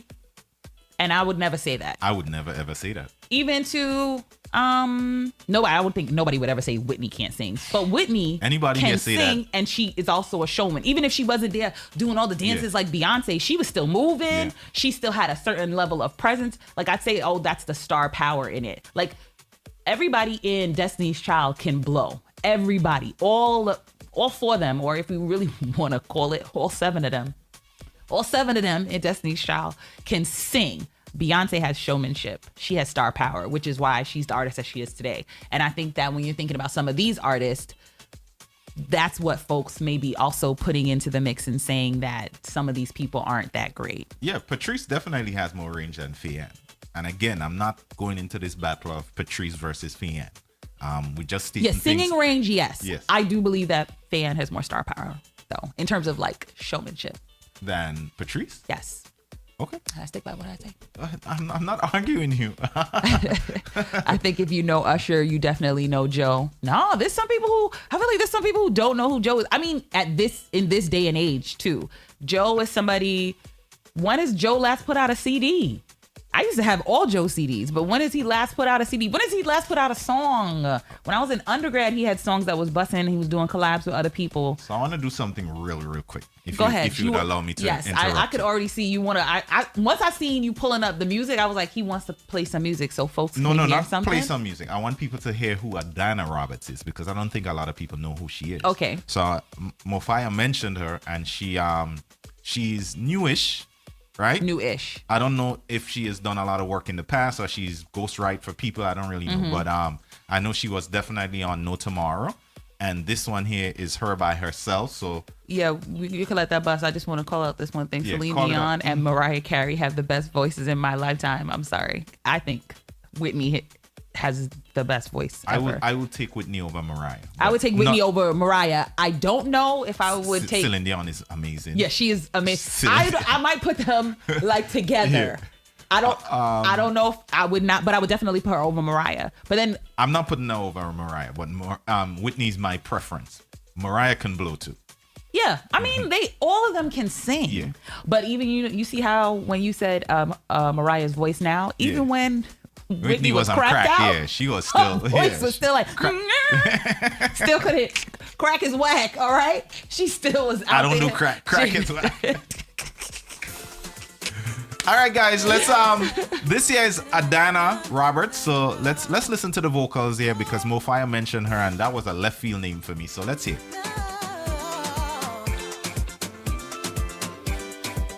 Feels like forever. Me and my baby haven't been together, and it's driving me crazy. I'm under the weather. I need it now, and I feel so much better. That moment when all you need is a good friend. The distance, the lockdown hasn't been easy for me. I need this one-on-one, exclusive private party. I'm feeling for something so intimate, 'cause I'm so over it. I wanna get romantic. I need a break, counting the days, counting the ways I'm missing you, missing your face. All right. What do we think? I like this vibe. I like the vibe of the I like the song. I don't think this song is doing her vocal justice. no, not so at all. if she has more in the pipes, this song is not the song that's doing it Do for you have her. anything for Zola? Zola? Yeah. Yeah, I have Zola. I have a lot. We have a lot of Zola. If you could play something that you think showcases her Oh, vocals, that hell would be yeah. helpful. And while you find that, Michelle can sing. Michelle can sing very, very well.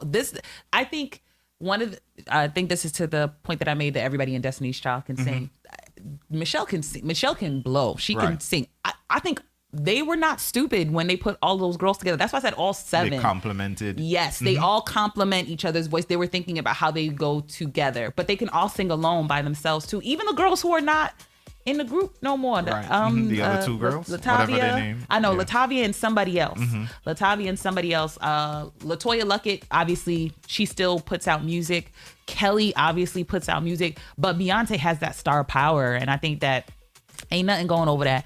And I think it was Empress said you have to be a certain age to know who Joe is. So maybe I was aging myself, but that's what I was thinking about too. Like in this day and age, again, people still know Usher's name because he's still able to put out more music because of the fact that he has such star power. Joe's a great singer, but Let's go Zola here. Oh, you got it. Okay. And I have two artists, right, that I think has amazing voice, but probably less known from Grenada. Okay. And I'm gonna play those two songs real quick, and you guys let me know what y'all think. But here is Zola. Oh yeah, I do Yes. know this song. Yeah. This was my jam for a little while.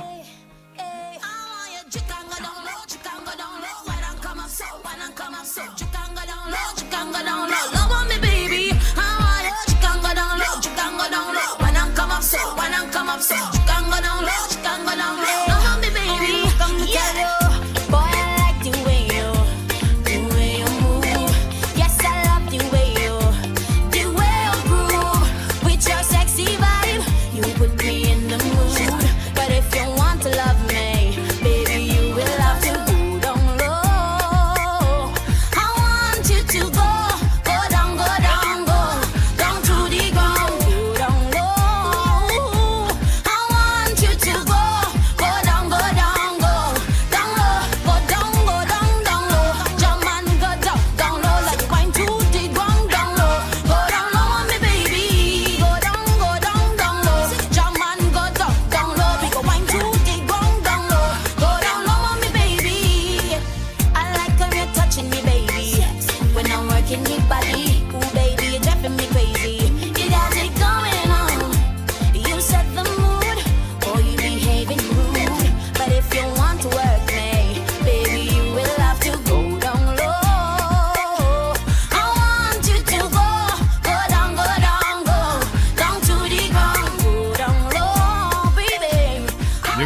You could sing. You don't want to sing? No, I'll try. You're not gonna do it justice. No, the reason why I'm not singing is because we're specifically playing so people can hear the vocals. That's the only reason why I'm not singing over it. Oh, okay. But I think that song is a great song to show the vocal. Go down low. I can't do it. She can. She can. So, I think Zola probably, in terms of vocals, she. I of all the people named, I would say yes. All right. So let me give you this artist here. Silence did say another person though. Put up the name. I think let's see if you can get the name. Well, since we're there, let's just kill the argument and say Valine, and I'm doing my mic with that name. Yep, and that's what I did. I had it queued up. Ready to go. Yeah. I got the same brain. The only thing I remember was that drink that knocked me out.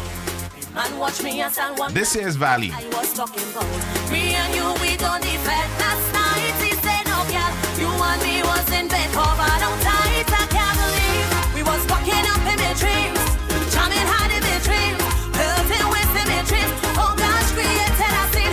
If it wasn't real, I fix you, wake me up. Oh, man, oh my God, partying hard in my dreams. We was walking up in my dreams, jamming hard in my dreams, hurting with my dreams. Oh gosh, created a scene. If it wasn't real, I fix you, wake me up. Oh, man, oh my God, partying hard in my dreams. So Yes. her vocals is amazing. And He said now end the argument now. I think What Right a lot there. of people don't know about Valine. Valine is doing a lot of background work right now for Marshall, Problem Child. If y'all look up her name, she's in the credits for a lot of the new projects that Marshall and Problem Child is putting out. So she's doing a lot of background. You probably heard her a lot more than you even know. This is Valine. What is her- Talented. She continues to sing. She's still singing. What is her showmanship like? Her showmanship is good too. Her showmanship. You could follow her on IG. She has a pretty interesting IG page. She puts out a lot of posts. Speaking She's of very IG, active. I don't know.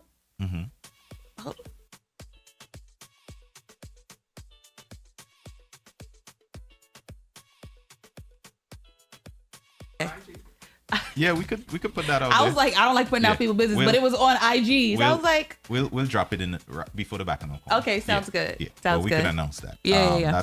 That's news for us. yeah, that is Um, news for us. This next that's amazing. artist, I have to say, Somebody said, did we mention Terry Lyons? Terry I Lyons know. is amazing too. Didn't you said how rude? What? That we took off the mic. I wonder if that's the song I want to play from. Wow. Silas said, and Kareem and myself made her remove like 2 people to add us as friends on Facebook. Yeah, we did do that. I believe Yeah, y'all we- did that. You didn't have to give me the additional. The tour earlier. Yeah, we definitely. I believe y'all did do that. Like, yo, put us inside. Take them off. They had You to don't be even be 2 talking to people- them no more. It has to be 2 people on your timeline that's just not working out with you, and we got in. So Valine, thank you. We appreciate you. We love you over here. Yeah. Clearly. She does have an amazing voice. She does. I wonder if that's the one I want to. Oh, damn it! I wasn't supposed to let y'all hear it yet. Bad DJ. No, that's not it. That's not the one. Neither is this one. DJ Hurricane said, you all know who the best female out of Grenada now. this one. Shireen This B one. has great vocals. Who said that? DJ Hurricane. He said Shireen B. What he said? Shireen B is a good vocalist coming out of Grenada. To me, she's the next big thing. And Warfire agrees. I definitely think Shireen could be the next big thing out of Grenada. She has a very good work ethic, and from when she first started to where she's at right now, the improvement and the how far she has come in such a short time, I'm definitely impressed, and I think she can do it. I definitely think she can do it. But this artist here is who I wanna. She used to be pretty deep in the business, and then for some reason she just stopped doing her thing. Her name is Nika Francis. I don't know if any of you guys know of her, but her vocals is crazy. So So this here is Nika Francis. And we're gonna He said, let me guess, Nika. who said I'm that? gonna need y'all to Silence? have y'all own brain, okay? Silence said that? Yes.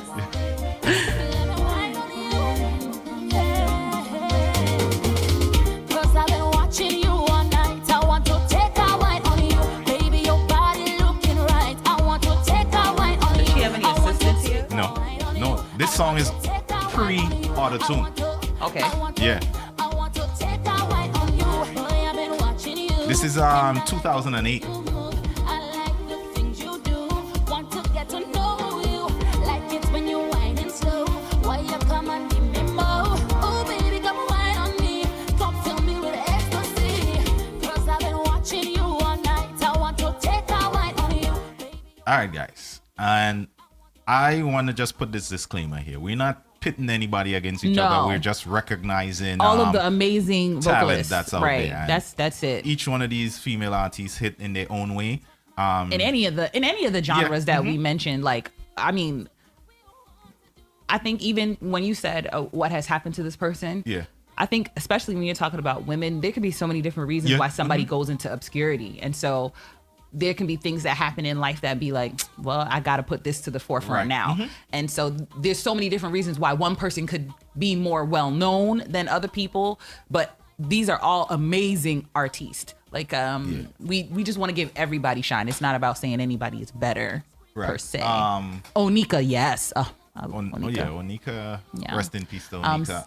And you wanted to ask if anybody listens to Carlene XP. Carlin is amazing. And Carlene, I think, is out of where? Dominica or St. Martin? Where is Carlene from? Carlene XP. She's nice too. And I'm seeing we calling a lot of names here. Like for example, Tiny. I don't think Tiny is necessarily a great vocalist. She might But be a great artist, she is a great artist. She's amazing, and we but love her. she's here. not necessarily a group. But we're Yeah. trying to speak specifically To vocals, vocalists, right? People who have amazing, like, I mean, again, I think there are people that if they can move and they can dance and they can be able to get a great producer, they can put out great music. But if we had to have some people sing with nobody behind them and all that kind of stuff, there are people that I think would blow others out. So out of Nas, the Nas water. the Empress going deep down in the crates. She said Miney. Miney is another artist out of Grenada with amazing vocals too. Sunshine Tina said my vocals is nice. Yeah. Michelle Sylvester is also amazing. Yeah, guys, we could be at this all morning. So Yeah, shout out to truly, all the truly, beautiful truly, ladies, truly. all the talented ladies of soca, of the soca genre. We're gonna take the break here. We're gonna come back on the other side. We have the back on the corner ready for you, and we're just gonna put some news out there that's already out there. But yeah, we're gonna put it out there again. All right, we'll be right back after this. The Wake Up Call. Now live on the best entertainment has to offer. Good music, good times. Where the culture lives. Edgy, witty, and raw. Yep, this is the Wake Up Call. Good morning.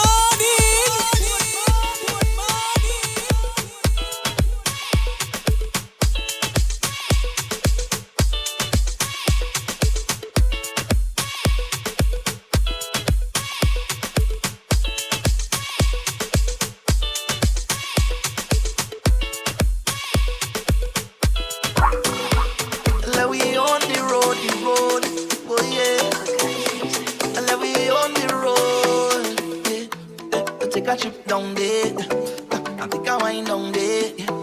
We take a jump down there, yeah, baby. You can be my soca soulmate. I keep seeing you on this road, it must be fate. Soca brought us together, better now than ever. Soca brought us together. Felt like I know you from a different life. Something like this just feels right. My soul knows, my waistline knows. My soul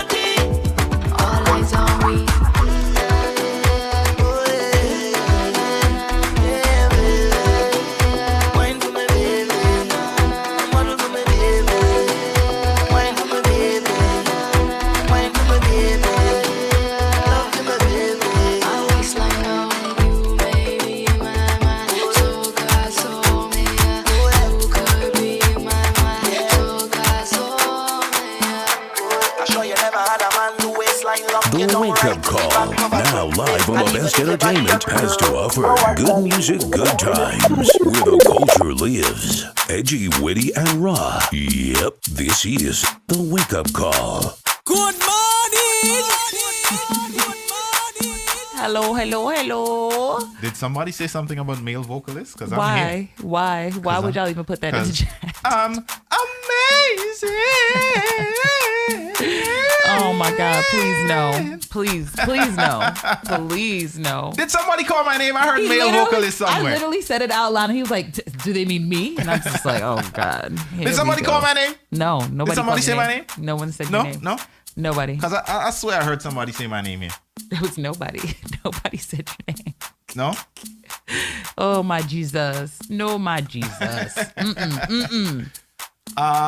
Welcome back to our final hour. Thanks for rocking with us. Yeah. Hour number 3 about to get started, and I think I want to start off the hour. What do we want to say? We want to say What is it? Kareem McKnight. Sorry. facts. I No. like it. No. Ryan McKnight does have really good vocals. Sounds like he's a terrible person though. How but about that's beyond Tony? that. Tony. Tony. No, yeah, that could be a good one too. No, we wanted to say congratulations to one of our favorite artists here at GMGT, Anika Berry. Anika has amazing vocals too. She does have amazing vocals. How do we leave her out? And we A whole conversation. You didn't say the girl name. yeah. Shame on me. Yeah, shame on you. Hell yeah, it's By on yourself, 100%. me. Bye. I like you said Kareem McFright for Halloween. Amen. Yeah, shout out to Anika. She has amazing vocals. She's also expecting. I can only imagine the vocals on that baby. And she also just got engaged. Yeah.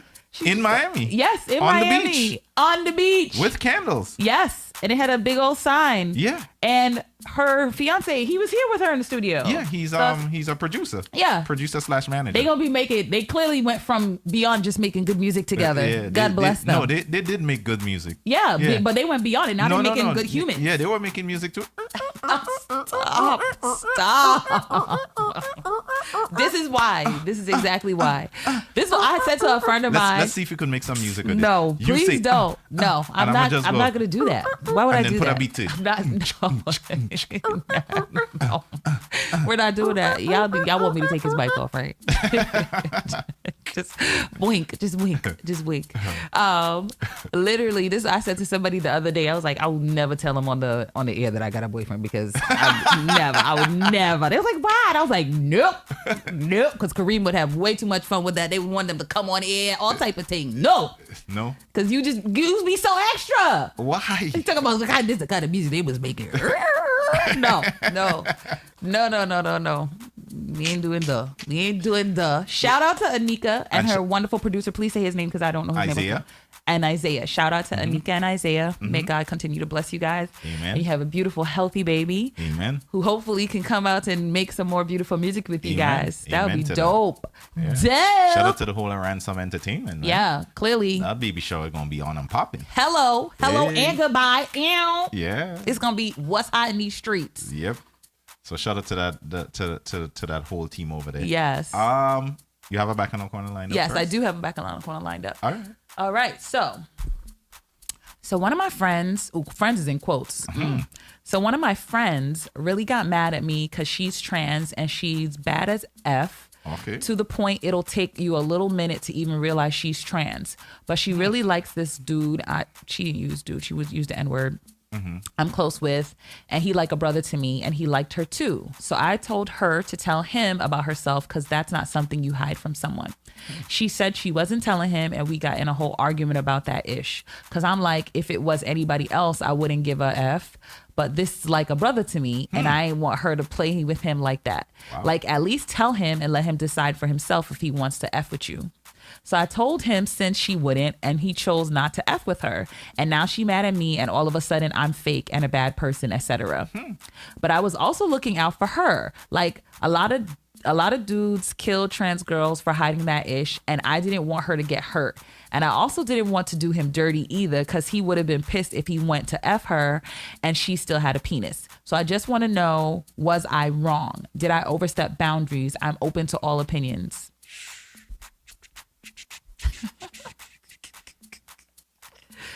I read a lot of things in there I didn't like. Okay. So I didn't like the fact that she's like, oh, well, because he's my friend, you should tell him. Okay. One.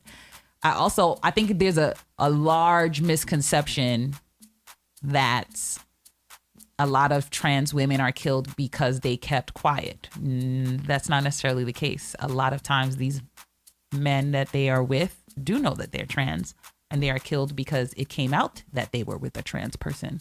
Okay. So those two things I wanted to be very clear about first. So it's the embarrassment. Yeah, for a lot of these, I've seen videos where trans people walk down the street and they will literally tell people they don't let them know they have the camera on.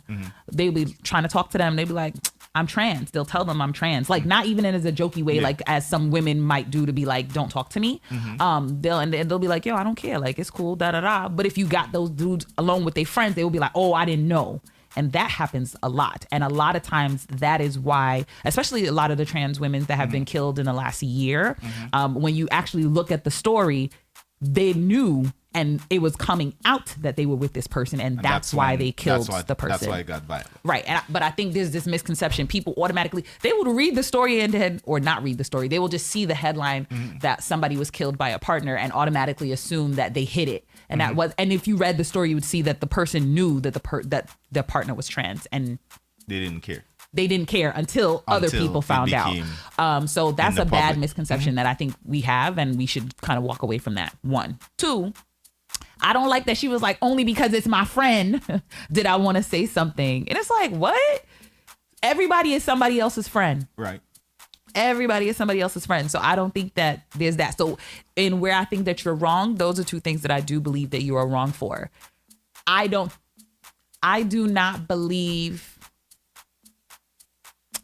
believe you crossed the boundary by telling your friend that it was a trans woman, but I don't think I would do anything different.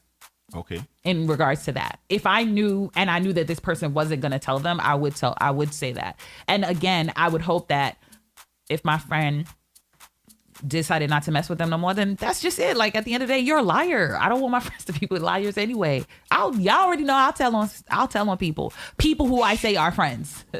I'll tell on people. If we're friends, I'm not lying to you about stuff. You will never find yourself in a place where Sonia knew and she just didn't tell me. Not if we friends. No, I'm gonna tell you. You can do whatever you want to do with it, but I'm gonna tell you if we friends. You snitching. Yeah, if we're friends. Okay, 69 Unholy. No fire. Come up with a name for that one. 69 Unholy. I know you suck at that. 69 Unholy. Oh God. Wild and 69. Wild and 69. What are your thoughts? The trans woman definitely has a responsibility to let that person know. Yeah. There is absolutely a responsibility to let that person know. The fact that the friend told, if I were in that situation, I would like to know. I would like to know that. I don't want to find out.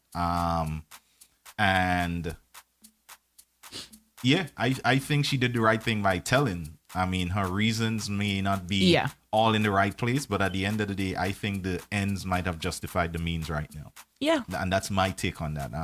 Somebody absolutely has a right to know the person that they're with was not assigned woman at birth or whatever the case, or however it's the right way to say that. And I'm trying to use all my right pronouns and terms and verbs because don't get canceled now. It's getting dicey out there. Yeah, it's been real rocky waters in the last couple of days specifically. But yeah, absolutely right. I think that if you have, I'll be dating people and I let them know that I used to wear glasses. Like I'll be like, you gonna know all of the things because we ain't about to have kids. Did you have braces too? No, I didn't have braces. Yo, y'all, these teeth are literally no braces. I think I wore a retainer like one day and then I lost it. And all my siblings, they all need braces. Oh wow.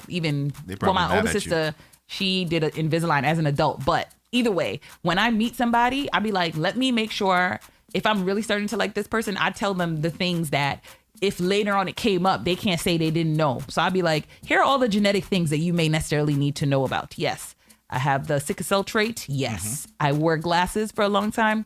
Hey, I've had surgery for XYZ. I don't need to let y'all know all my business. So coming back to something that I was arguing the other day. You see why I need to have sex pretty early to say we're dating? No, because you see what she wrote in there. Yeah. If he tried to have sex with her and she still had a penis, if that person already had gender reassignment surgery, you could have sex with them and still not know. I'll probably know. You would like to think that you would know, but you might not know. I have never been inside a fake vagina, so I don't have anything to compare it to. But you assume that you would know the difference. But I assume, right, that I'll figure something out. See, this is what I'm saying. Like, you don't know. Literally, you know that thing on what's that?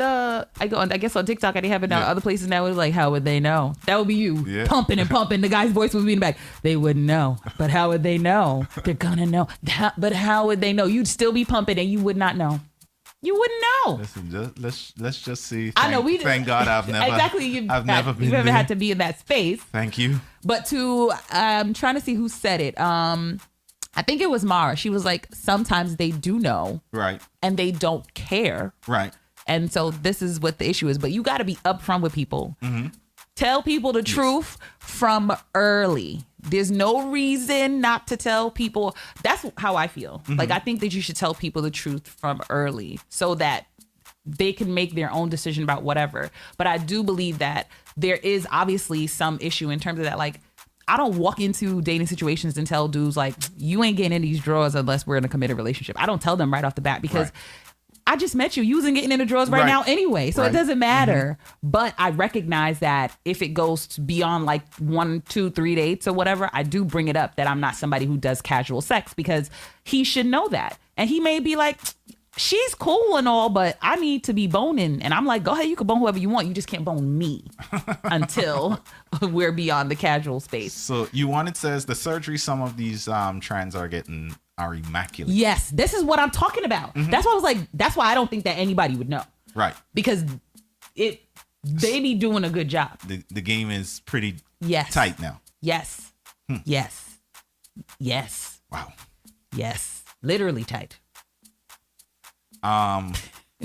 Bringing us into this domain of trans, we've had the whole Chappelle, and we're gonna give a decision about that, but let's, that's kind of in the public sphere right now, right? Chappelle about to get canceled. Netflix has come out and said they're not. I think somebody said that they said they was gonna cancel the special, and it was like, no, we never said that. There was a lot. I was seeing a lot of, we will cancel Netflix. Go ahead and try and cancel his special. We will cancel our Netflix subscription. And I said to myself, would I cancel my Netflix subscription? I don't know. I don't think I'm not canceling my Netflix subscription. I'm seeing it right now. I literally no, because when I think about canceling, I think it's usually off of the principle. Mm-hmm. And if they had canceled him for that reason, mm-hmm. it would be wrestling in my spirit. Oh wait. So you're saying you wouldn't cancel? You're talking about if they cancel his special, you would cancel Netflix. I don't know. Oh, you don't know? Yeah, I don't know. I would think about it right based off the principle of it, because I didn't think he was lying. I don't think he was lying either. I don't think he was lying, and I mean, it's something that I've definitely thought about too, in terms of like here is the issue. I think there's always the idiot who's going to listen to that special and think that gives them a license to do a lot of crazy shit. So be clear. However, we can see the same thing about a lot of other things that's on TV. Right? Mm-hmm. Does it make it right? Does it make it wrong? I'm not arguing that point right now. Right. And I think that's the point. We're not arguing that point. Right.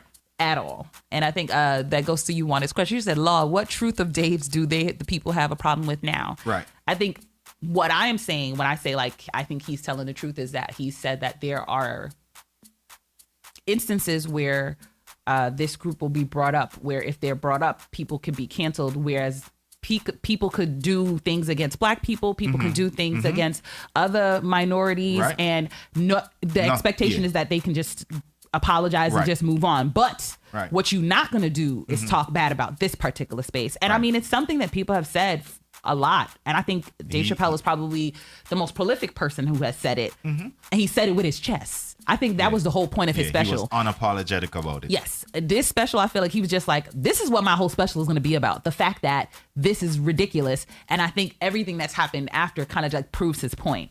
Oh, they're proving his point. Yeah, because I was listening. I watched his special. I thought it was okay. It was okay. People was like, oh my God, it's the best thing ever. I was like, I didn't think it was like For amazing. Dave Chappelle. I cracked up way more at other specials. Oh, hell yeah. But I felt like he was purposely putting in jokes about other people and going hard.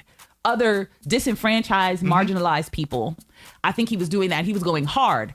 And literally the biggest thing that came out of that is that part. Yeah. And I think that was his whole point. Like I sat here and I talked about all these different people, but again, this is what you guys are talking about. And he proved it to a point. And when he said that, I was amazed. He's like, y'all know Lil Baby? He didn't get canceled until he spoke up about that particular subset. This man actually walked into a Walmart and shot somebody, and he's still here. We still listening to his music. Yeah. We had no problem with all the other things that man did until he said some crazy shit. Yeah. Right now he's canceled. Yeah. And I mean, to the point of the coach of the Raiders, a lot of people are saying that's why he got resigned. Fired. I'm not going to go that far. I know. I didn't see the email, so I don't know anything. But this is just what some people are saying is, it's because he made homophobic comments, not because he made racist comments. But then there was some people was like, it wasn't even about that. It was because he was talking ish about the commissioner, and that's what some people are saying. It was about that. I believe it's more about that. Oh, Da Baby, not Lil Baby. So I'm mixing up my babies here. My apologies. Don't mix up the babies. Yeah, Miss Kiki to you. I definitely that was wrong. So guys, it's Da Baby, not Lil Baby. He didn't just make bad comments about like homophobic. It was racist. Yeah, I heard he made all kinds of comments. This is the coach of anti-feminist, the old coach of the Raiders. Excuse me. Yeah, so he pretty much ran the gamut on negative stereotypes. He ran across the whole spectrum, and that's coming from I think it's Adam Schechter, and he's one of those insiders in the sports industry. So anything that's coming from him, it's usually because he has the sources that can pretty much verify a lot of what he says. So his reporting on it is that this guy went across the whole spectrum. So it wasn't only homophobia or racism in there. He just was like, everybody gets it. Yeah, everybody pretty much was everybody gets it. Minorities, women, just the full thing. And I don't think this guy was fired. They said he quit. I think he was fired and they just allowed him to quit. It's like, we'll allow you to save some grace. They do that for a lot of people. There are probably a couple of things in the contract that says if he gets fired, so he's still getting to walk away with his grace intact. Yep. His money. And his money. Yeah. And his money. So this was, I think, year 4 of a 10-year contract. He had a 10-year contract. Never in the history of the league has that ever been done before. A 10-year contract. And I think this is year 4 or 5. And he pretty much he was dismissed last night. Goodbye. Don't come back. So Kev said I like the Chappelle special. I understood what he was saying. I think most straight people understood what Chappelle was saying. Yeah. I mean, there are people from in the trans community who also said they understood what he was saying. But I do believe that there are some people who didn't even listen to it. Right. Who are like canceling. Yeah. So there's that. Listen, there is still, like, I know for a fact, and Chappelle has said it multiple times. He's like, I'm not transphobic. I'm not homophobic. He even pointed out to that special relationship he had with Daphne. With Daphne, who was a comic who was a trans woman, right? And he shared a very deep detail about how that friendship ended. Daphne committed suicide. Yeah. So Dave has shown that he isn't transphobic or homophobic. However, there are homophobic people that are using that special to justify a lot of things they say. And I do think that's the problem. That's the danger of it. Yeah. Right? The people who can't really sit back and understand, like, hey, this guy is not necessarily coming out against people who choose to live their lives and live their selves, their true selves, or how they choose to identify themselves. He wasn't coming out against that, right? And I've seen a lot of people on my timeline who I know for a fact who are, bun this and shoot that and nasty people this, and who are using that special as justification for as armor, their bad behavior, right? So it's tricky for me. Nas, she said, and I agree with this, it was more informative than funny for me, but I enjoyed it. Yeah, he was right. It's definitely more informative than funny for me. He was right. A majority being able to switch to a minority when it suits them, while the true minority continue to be marginalized. He did speak about that with the trans white person. Yeah. Who, he said switch from being trans to white when they felt like, they needed to put a black person in their place, right? Yeah. Immediately jump for the cops. So I think that special was even besides being informative, I could say it was educational too. Yeah. You know what I'm saying? But I think that's Dave Chappelle is very intelligent. Oh, he is. He's very, very intelligent. And I think that's why he started this by being like, y'all noticed my last special, right? Because he's like, I'm done. I'm not even gonna bother. Maybe for a little while. But yeah, these guys don't quit. I know. Yeah. I was like, maybe for a little while. But that's why he was like, that's it. I'm done with this. And so in taking it back to the Bacchanal Corner, I think that's why I have an issue with the poster and how they've asked the question about what it is exactly that they're wrong about. I think they're wrong because I think at the end of the day, whoever you are, my hope is that you can say it with your chest. Right. Regardless of whoever's in front of you. Right. That's why I be like, I try to be unapologetic about who I am. And at the end of the day, you either like it or you don't. If you don't, I don't actually care. Because I like it. I like me. And if I like me, I'm going to be able to say to a potential suitor, this is who I am. Because you want people to like you for you. And for this person, that's not what they're doing. No. Or that's not what they were co-signing. Because they said if it wasn't their friend, they would be like, yeah, whatever. Do whatever. That's not my business. And no, we're not doing that. No, we're not doing that. So do I think you were wrong for that? Yes. Do I think you were wrong for eventually telling your friend because this person chose not to? No, I don't think you were wrong for that. You did cross a boundary because you outed somebody, but I don't think that was wrong. I think there are some times where boundaries do need to be crossed, and I think this is a good example of what that looks like. Somebody crossing a boundary, but not being wrong for crossing that boundary, because I 1000% think that if anybody knows, because they got some dudes out here who, it's not just trans women, they have some dudes out here who you can't recognize that they used to be a woman. And for me, I would prefer to date somebody who was born male. Right. That's just me.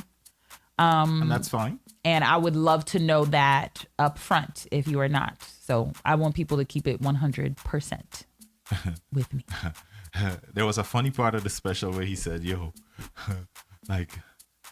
he's like, Negroes are out here wishing they had the power of the trans community, because they amassed so much power and so much, weight in 15, 20, 30 years that, we've been fighting for the last, 400. Yeah. But I think it's a situation because of the fact that they can be able to surpass race. So you have people who are white.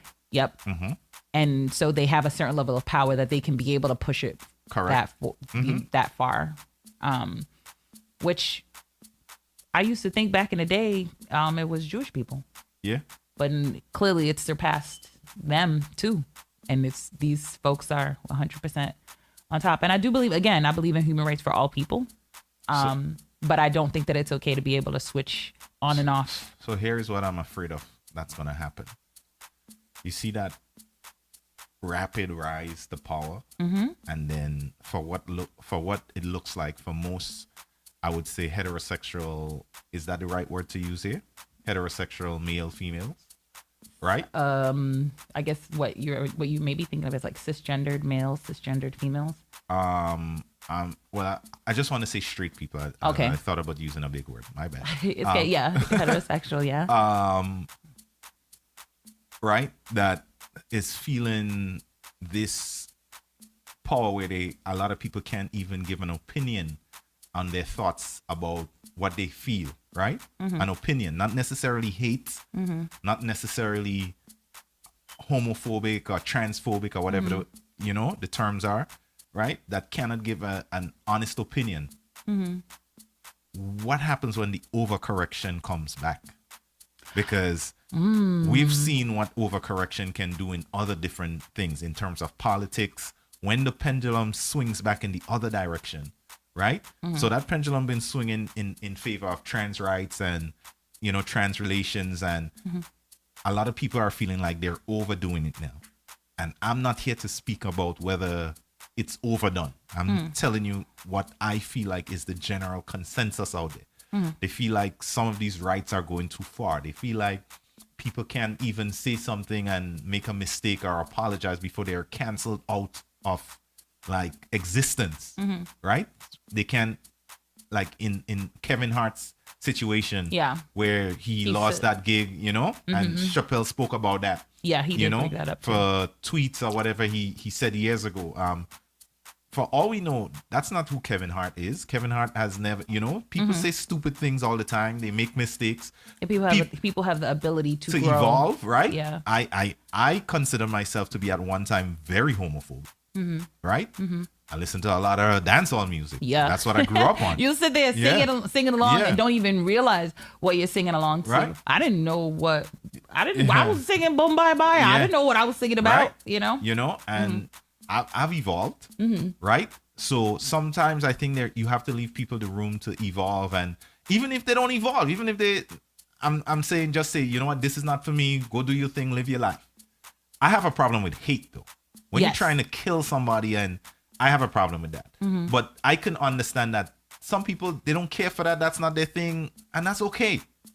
But what happens when the pendulum swings back in the other direction? And that's what I'm scared of. What happens when people are saying, all right, you guys are gone too far. I don't want to care. I don't want to know. And people stop being rational, or they're unwilling to listen, or they're unwilling to evolve. What happens when the pendulum starts swinging in that direction? And I'm scared because right now it seems like there is an open warfare in terms of trans and people who do not necessarily say, well, hey, you know what? I do not identify with that. So where does that middle ground come? I don't know. I don't know. I feel like it's a super slippery slope in terms of the pendulum swinging severely in another direction. But at the same time, when I think about that, and I think about people saying that as well, I think about how white people say, it's going to be a time where we're gonna be the minority, and that's scary for them. It is scary for them. It is scary for them, and I think that's why this whole "Make America Great Again" it's a grab for make us the majority again. Yes, it's not necessarily great.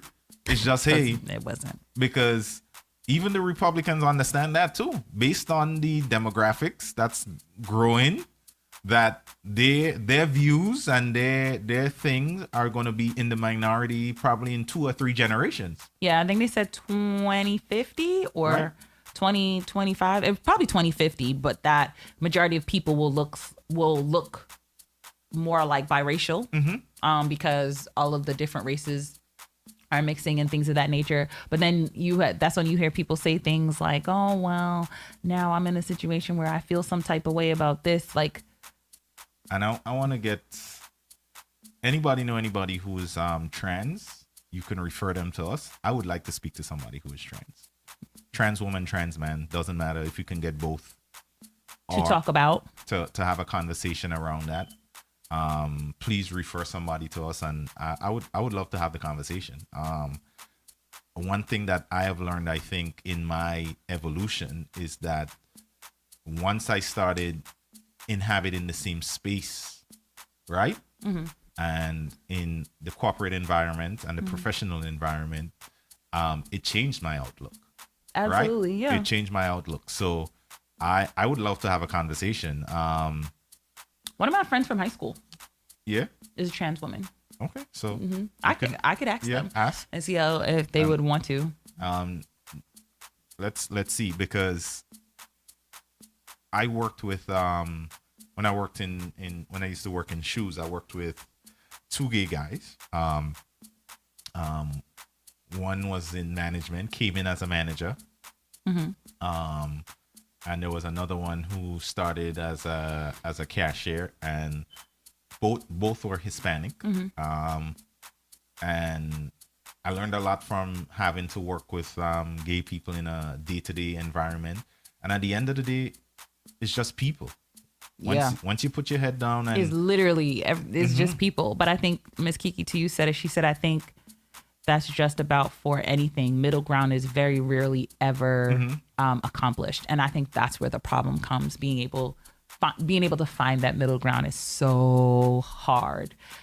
I will say that specifically as like West Indians, I think it's been a slow roll for people to get to that place. Like you said, until you worked with these people and had the opportunity to get to know them yourself, they haven't. I know a person that I grew up with. They have a sibling that's trans, and I don't know the ins and outs. I don't know whatever the situation, but it from the outside looking in, it looks like that sibling has been cut off. Right. They don't even refer to them anymore. So Nas the Empress said there was a whole bacchanal scene on TikTok because of this. There were trans women saying that if a straight man didn't want to be with them, those men were transphobic. And a lot of people who disagreed were labeled as transphobic.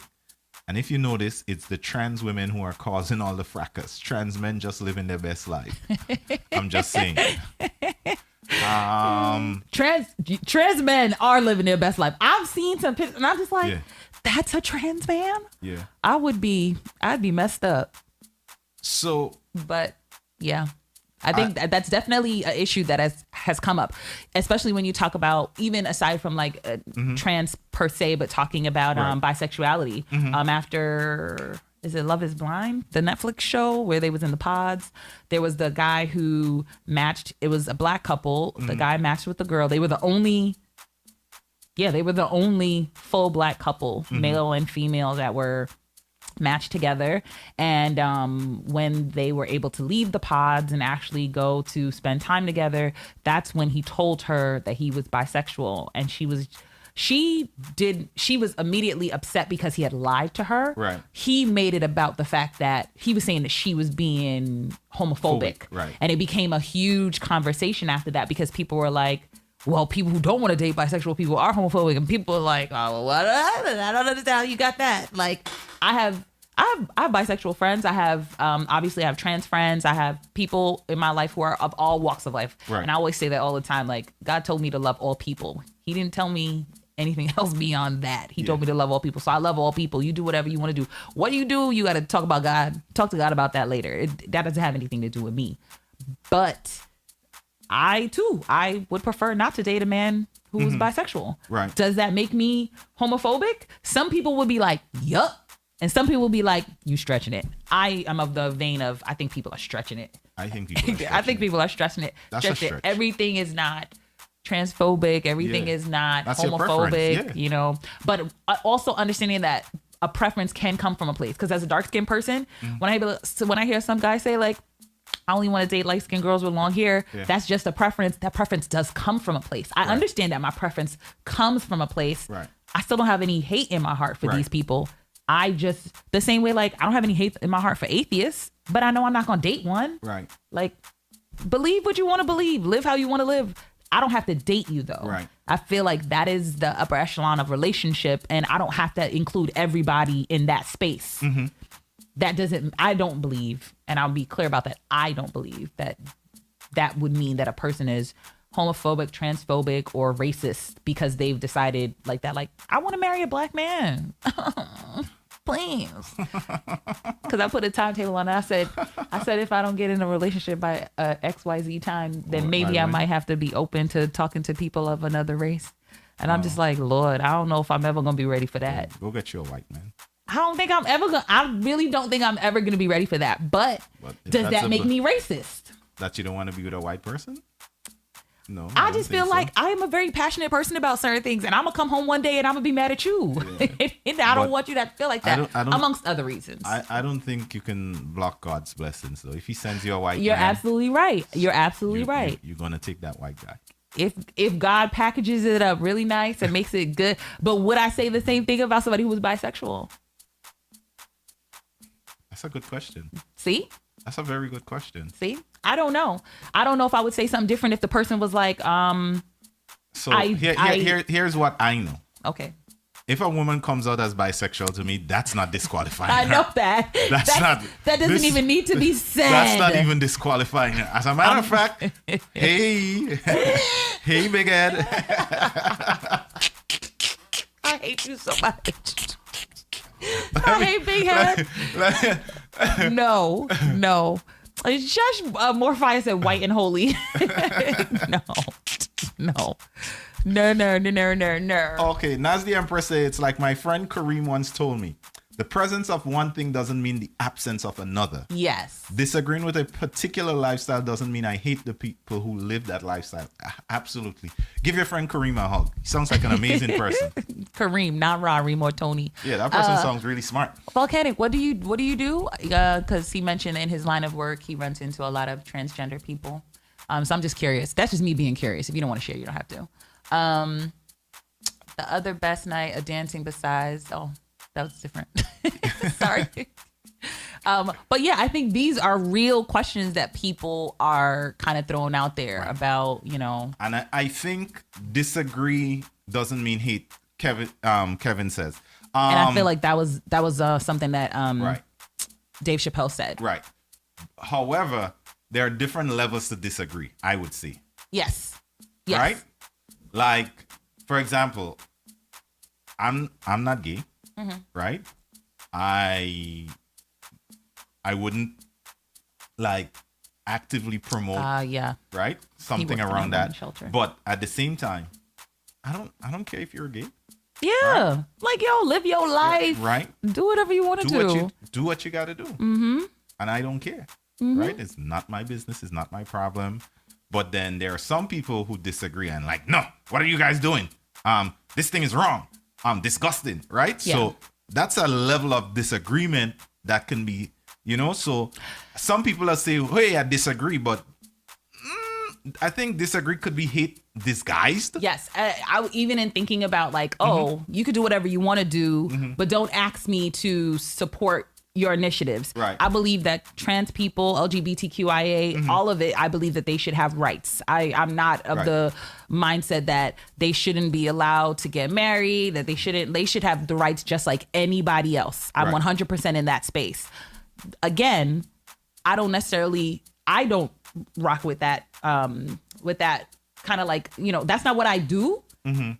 I can still say, I don't agree with this, but I still think that they should have all the rights that everybody else is doing. And that's just my own personal thing. That's it. And I think that's fine. But I think that when people are in that space where they say like, you could do whatever you want to do, but don't ask me to help you. I think to me that has a level of, because you're also still trying to keep that person down. Yep. And I think that that's a problem. Yeah. You're saying that person is less than you because of what they choose to. Yes. Yeah. You can't have the same rights I have. That's fine. I don't want you in the same spaces that I inhabit. I think that that's not okay. That's not okay at all.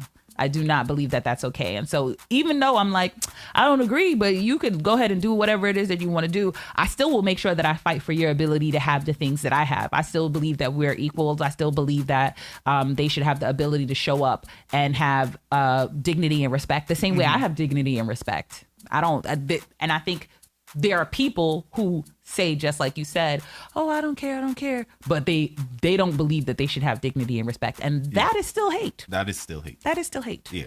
Masked as disagreement. Yes, masked as disagreement. Don't be doing that, y'all. Don't be doing that. So what are we just gonna wrap this up? Yes, for that young lady, I would just say your question is, am I wrong? And I've already said what I think you're wrong about. Just to reiterate, I think you're wrong for believing that if this wasn't your friend, you wouldn't care. Right. I think you should care all the time.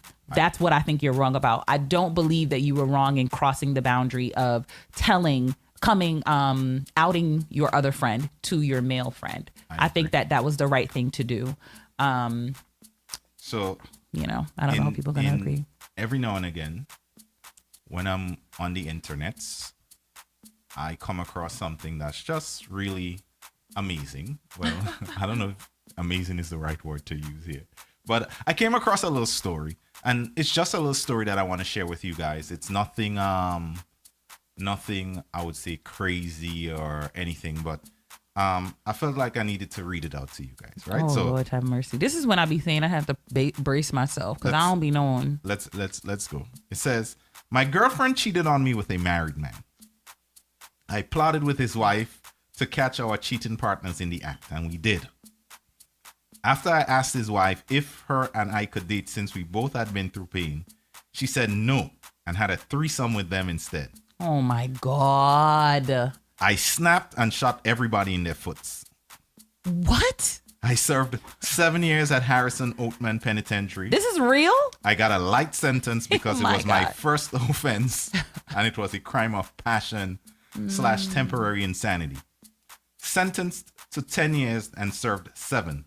I'm out and the past is behind me. Really? I have a new lady, so all is well. Okay. Then somebody responded to him, oh my gosh, I thought you wrote this for laughs. Good on you for living your best life and doing well.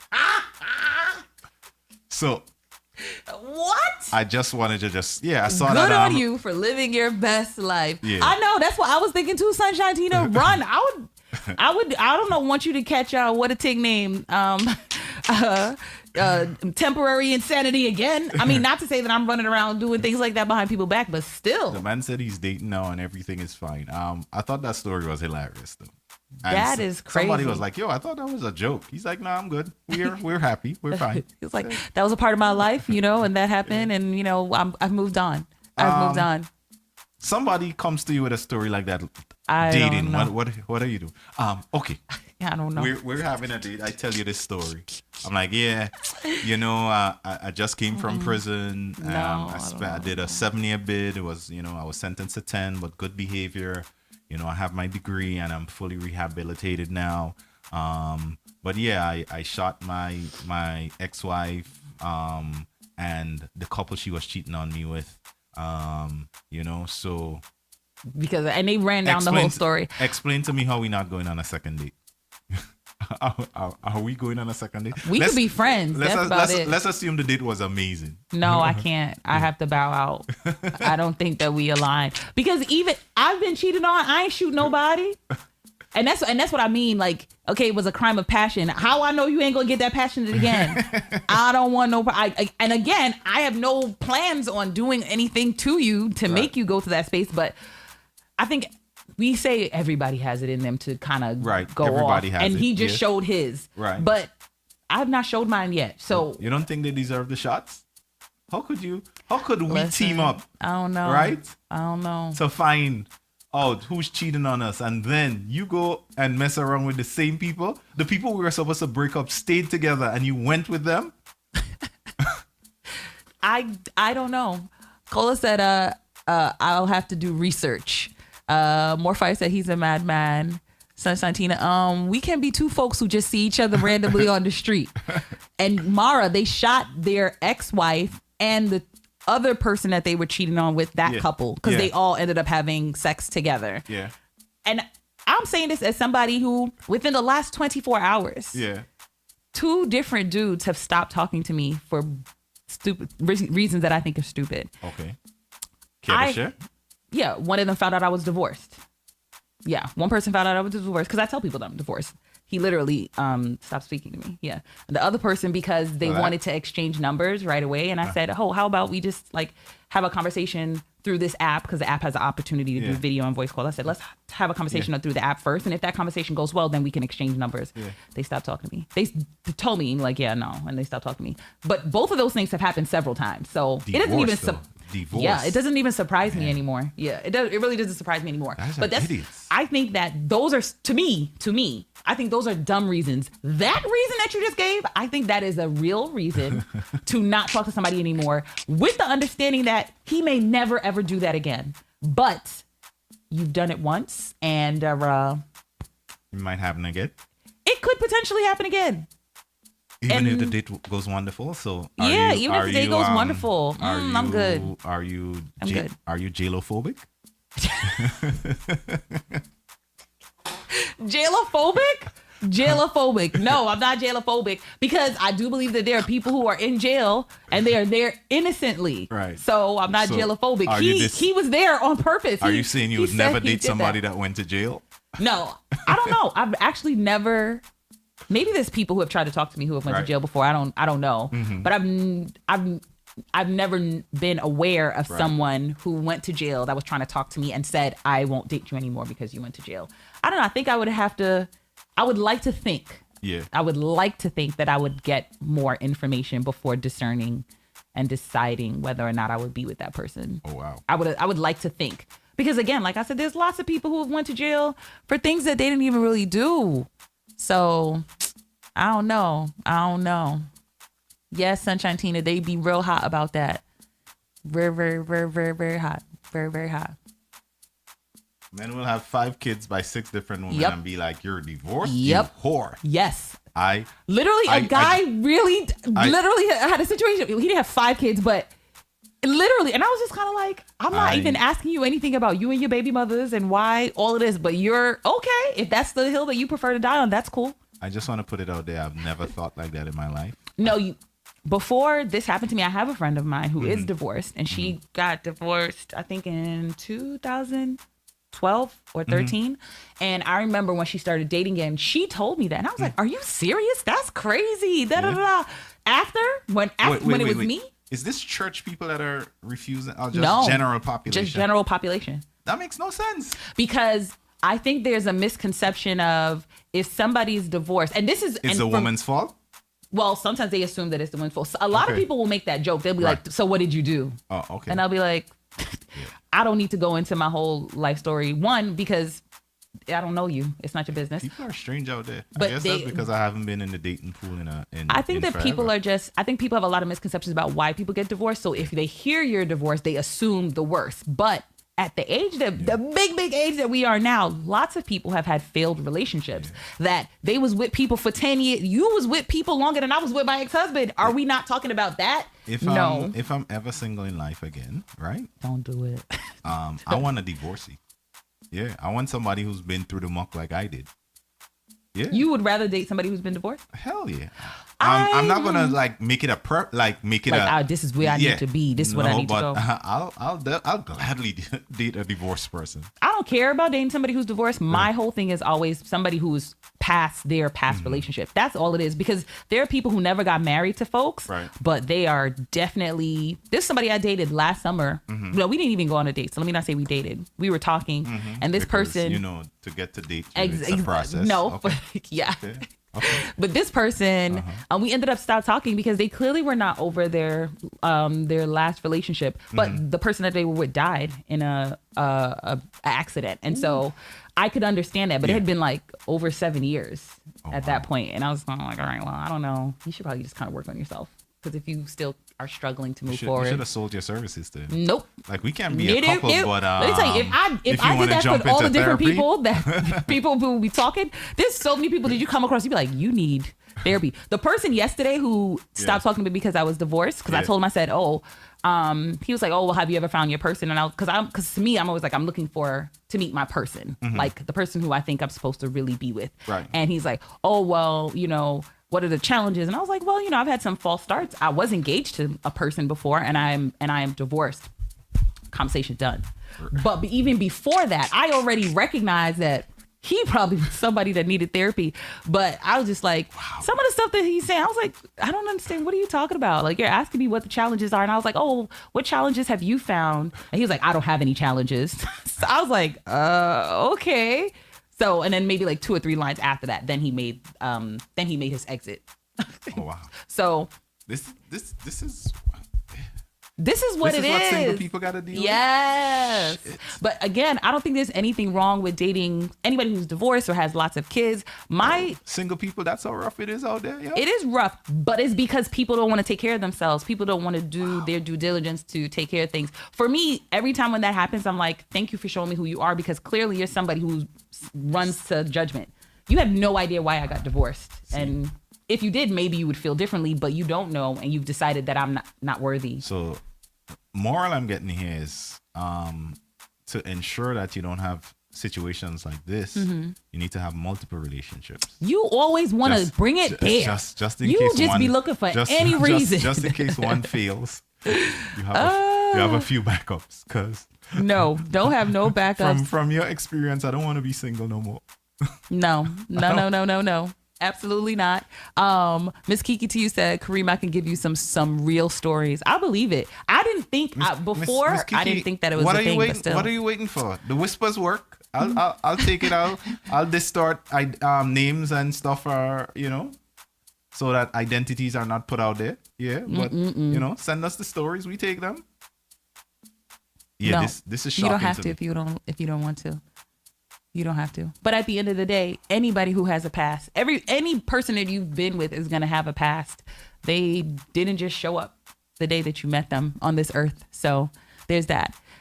Miss Kiki to you said, this dude insulted me the whole date and couldn't understand why I was good on not seeing him again. Yep, I've seen that too. They really be oblivious sometimes. But I also have heard stories about how some women have shown up too. So I get it. I get it. So there's on both sides. There's a lot of people who are they should stay home. I have been kind of watching, and when I say kind of watching, I mean I'm in the room while it's on the TV. I'm not actively putting it on. Married at First Sight. Yes, I knew because you mentioned it before that you'd watched or you've seen. I've seen it, and that's the only reality show that I watch. There was a couple on there, and this season. I don't know what season is what. Oh, yeah. Okay. Yeah, so I have no idea. If you talk about it, I could be able to tell you. It was a young black guy who was a teacher, I think. 26-year-old teacher. New Orleans was the location. Mm-hmm. There was a girl there who was kind of like a hippie who was becoming a doctor. Yes, that is New Orleans. Right. That was not. Was it last season? It wasn't last season. It was the season before last season. Okay. That was 11. So. Because I'm 13 now. She somebody ended up sending us some information, and she found out who she was marrying before she got to the altar. Yes. And she went through his IG, and she literally said, "This man is not the man for me. Yes. He is too emotional." Yes. Because he would share his feelings. He shared his feelings on his IG. Yeah. I guess in his stories. I don't know what he was posting about. Right. And he was pretty much God first type person. Yeah. Mm-hmm, Mm-hmm. And I was flabbergasted. I thought that's what every woman wanted. And listen, I don't think anybody wants an overly emotional person. Right. I've been on the phone with a guy who we hadn't even gone out on a date yet, and he's crying and talking about, and I'm just like, this is beyond. I want you to be in touch with your feelings, but I don't need you to be overly emotional. The same way I won't be overly emotional. Mm-hmm. I don't think from what I see in that season, I don't believe he was being overly emotional. I think she was stretching it. They are happily married now. Yeah, they are. If you see her IG, she is all the time like, oh my God, I love him so much. They are happily married now. Happily married. And this was somebody, she almost didn't go through with it. Yep. Because of something she saw on IG, and she felt, here's somebody that's in tune with their feelings, educated, putting God first. Yep. Basically all of the things that she said that she needed in a relationship, he was literally the embodiment of it. That whole season, people was dragging her. People was dragging her that whole season because they was like, you can't, I will take him. I will take him. People, the whole season, even till now, people still be like, you didn't even want that man. What does women want? Because there are some women who are just like, her name is Karen. It's Karen and Miles for anybody who watches. Miles, yeah, Karen and Miles. Yeah. You know that. You know the show. This is the only reality show I watch. It's my one reality show guilty pleasure because it's always been a wholesome show in terms of they really be trying to match people who really want to get married and just live and kind of grow and build together. Last season didn't feel like that, and I almost stopped watching, but they've rectified themselves and they've gone back to it. I feel like this season there's not as much ratchetness as I think that people was feeling last year. I called it on the hippie couple. I knew the hippie couple was going to stay together. I don't know if they're still together to this day. I heard that they are. They live in Virginia now because that's where her residency is. But I don't know for sure. But they were one of my favorite couples. I knew they were going to stay together before they even met. I'm like, this guy. Yeah, because you can't be that weird and she be that weird and y'all don't be weird together. I was like, that's happening. Yes. That is happening. And true and behold, but it seems like, women say they want all these things until they see it in real life, and then it becomes like, well, he may not be able to protect me. He looks like a sissy. Yep. He's all about feelings, and there Which was is nothing why wrong when with we the guy. talk about toxic masculinity, it's not always perpetrated by people who are male. That was her being toxic. Right. She was looking at this thing and saying, oh, blah, blah, blah, blah, blah. That was toxic masculinity literally playing itself out. The same way people can be oppressed and still say oppressive things. Oh, and that's a problem. So anyway, that was my 2 cents about dating. If I happen to be in the vicinity when that show is on in my house again, I'll tell you anything else that I learned. There's a lot to learn from Married at First Sight. To Miss Kiki, to use point, she says some women's expectations are unreasonable also. Absolutely. There are some people, or in another thing you'll probably see if you watch the show long enough, people who are like, oh, I want to be married, but I also want to change nothing about myself. And this is my issue with that. Anybody out there who says that you want to be married, but you are like, I shouldn't have to change for anybody. You change for work. You change for work. Yeah. You change for work. You change for your friendships. That's supposed to happen, by the way. Your relationships are supposed to help you grow and evolve and change. Change is the only constant in life. And the most important relationship that you'll probably ever have that will touch on every other thing that you do is the person that you're going to be with as a life partner. Why would you not be willing to shift and change for that? For the better. I don't think anybody who's trying to change you for worse is a good, but you have to be able to discern, is this person trying to change me for the better? And are they doing it in a way that's helpful, not like oppressive or controlling? But you gotta, there's people, a lot of people on that show who kind of move in that space. They be like, I'm not changing. What? I think some people just go on there just for the fun of it. Yeah, I do think that there are people who I think really go on there because they really want to meet somebody. And then there's other people who's like, I'm just out here. Yeah. Shucking and jiving. Shucking and jiving. Shucking and jiving. Guys, we're gonna end it here. Another wonderful morning. Gotta get Wild and Holy out. Because she is gone. Yes. I got clients to meet with. Yes. People. All right, guys. The wake up call, new time, 7 to 10 a.m. We asked for feedback about the time. Not much people gave us, but we're assuming you guys are with it. We're gonna take that music break. We're gonna stay live only on Twitch, Facebook, and YouTube is gonna come down, and we're gonna be back live at midday. So, guys, if you're on YouTube right now, don't forget we are live on Twitch from midday again. Make that switch to Twitch. The wake up call, best morning show in all the land. Yeah, I agree. Wild and Holy is here. Kareem is here. Growing and glowing. Yeah. Yes. Yeah, we're in about the first trimester right now. Growing and glowing. Amen. Yeah. When we put down that baby, yeah. Y'all Lord have see. mercy. We out. Love y'all. Mean it. The Wake Up Call, now live on the best entertainment, has to offer good music, good times, where the culture lives. Edgy, witty, and raw. Yep, this is The Wake Up Call. Good morning.